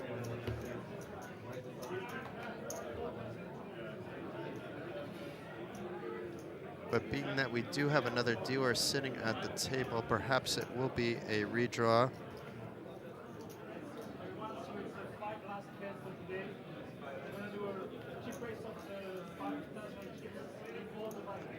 Okay, so it doesn't look like they're potentially doing a redraw because it was announced that they're doing the final 5 hands of the day. So I do believe we're down to 16 players, though. So usually this would be a redraw, but being that we're so close to the end of the day, they're just going to play shorthanded on 3 different tables, it appears, for the final 5 hands. And then we will be back tomorrow. The action resumes at noon, and we will be live with you at 12:30, about 30 minutes later. That could be subject to change, but that is the plan as of now.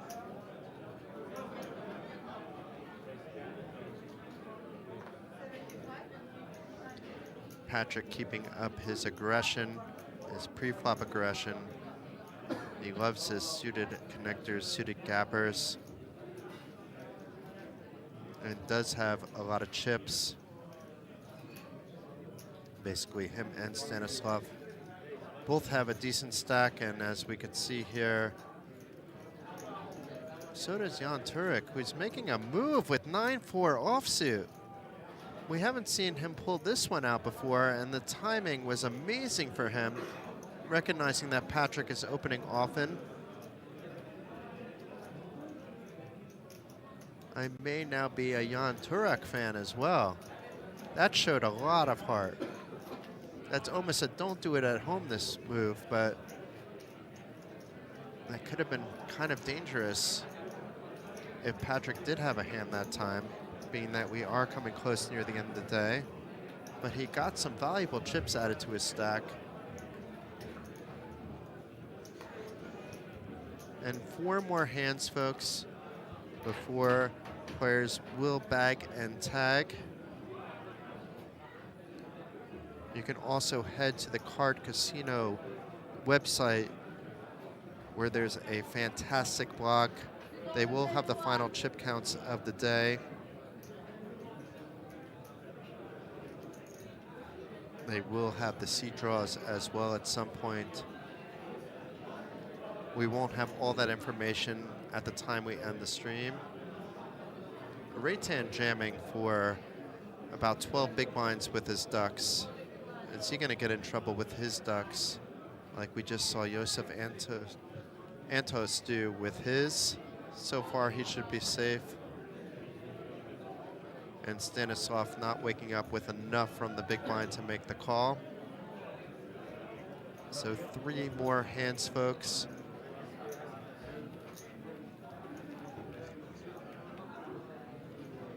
I hope you've enjoyed this action as much as I have.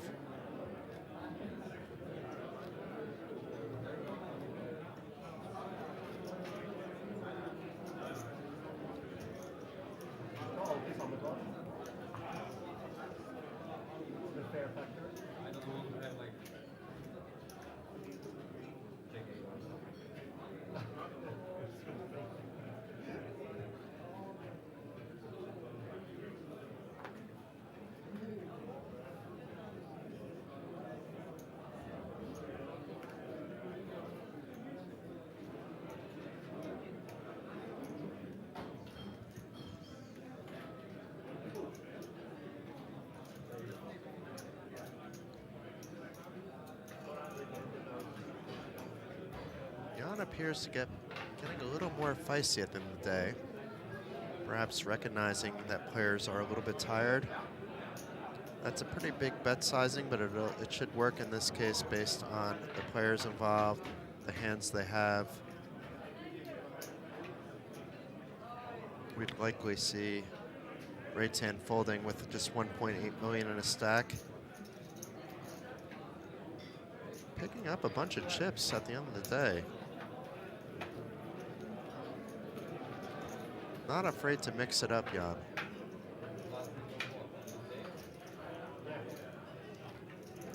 So I believe we're down to the final hand, folks. I will start to do my thank yous to everybody. So first of all, thank you to Card Casino for being a gracious host of the Poker North Masters and the Norwegian Championship.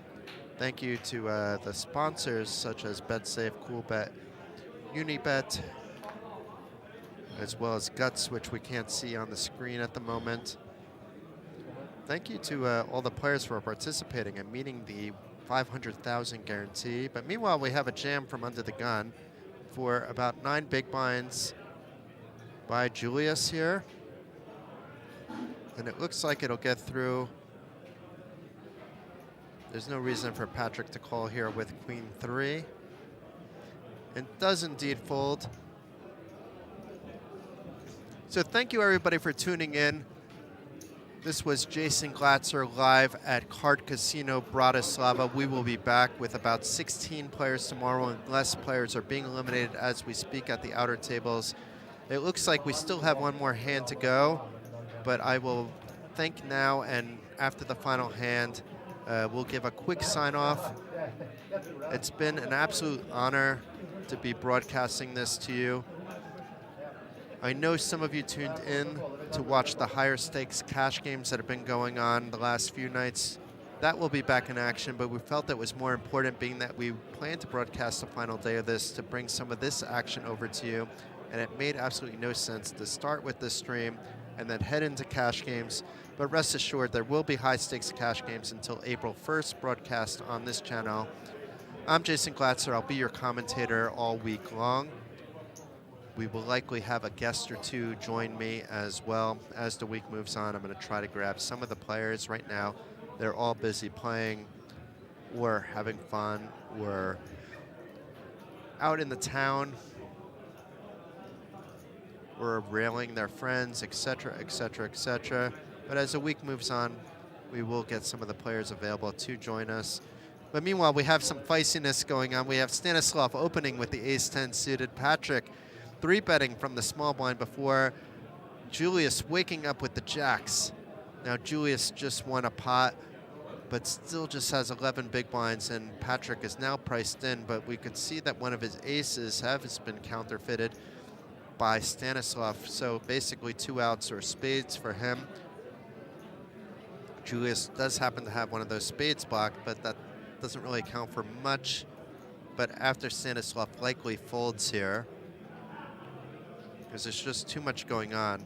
Even if he thinks he's ahead of Julius, he still has Patrick, who basically 3-bet to worry about as well. I don't think we're going to see Stanislav do anything but fold here. But I think Patrick obviously has to call despite putting himself in a rough spot. He does have proper pot odds to potentially call. You could see that Julius is a 3-1 favorite, but that takes into the count the ace that Stanislav had in his hand. Does make the call, and it is likely that Julius will double and come back with a healthy stack. But anything can happen in poker. Certainly now that he hit a jack on the flop to improve the top set, but a 5 would be crushing for him. But no 5, instead of 4 pairs the board. Wins the hand with a full house, a double stack on the very final hand of the day. We will be back to you tomorrow starting at 12:30. Players will be resuming at 12. We're on a 30-minute delay here at Card Casino. For the conclusion of the 800 € buy-in Poker North Masters, there will be a 105,000 € top prize on the line. I wish everybody a pleasant evening in Europe and a pleasant Sunday afternoon if you're watching in the United States. This is Jason Glatzer. It's been a pleasure. Peace, love, and good night.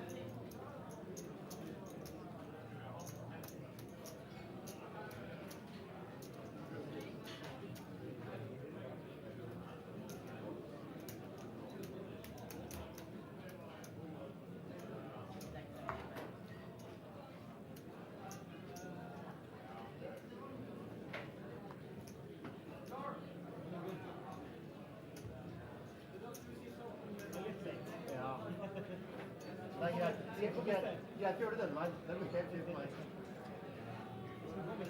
Det er jo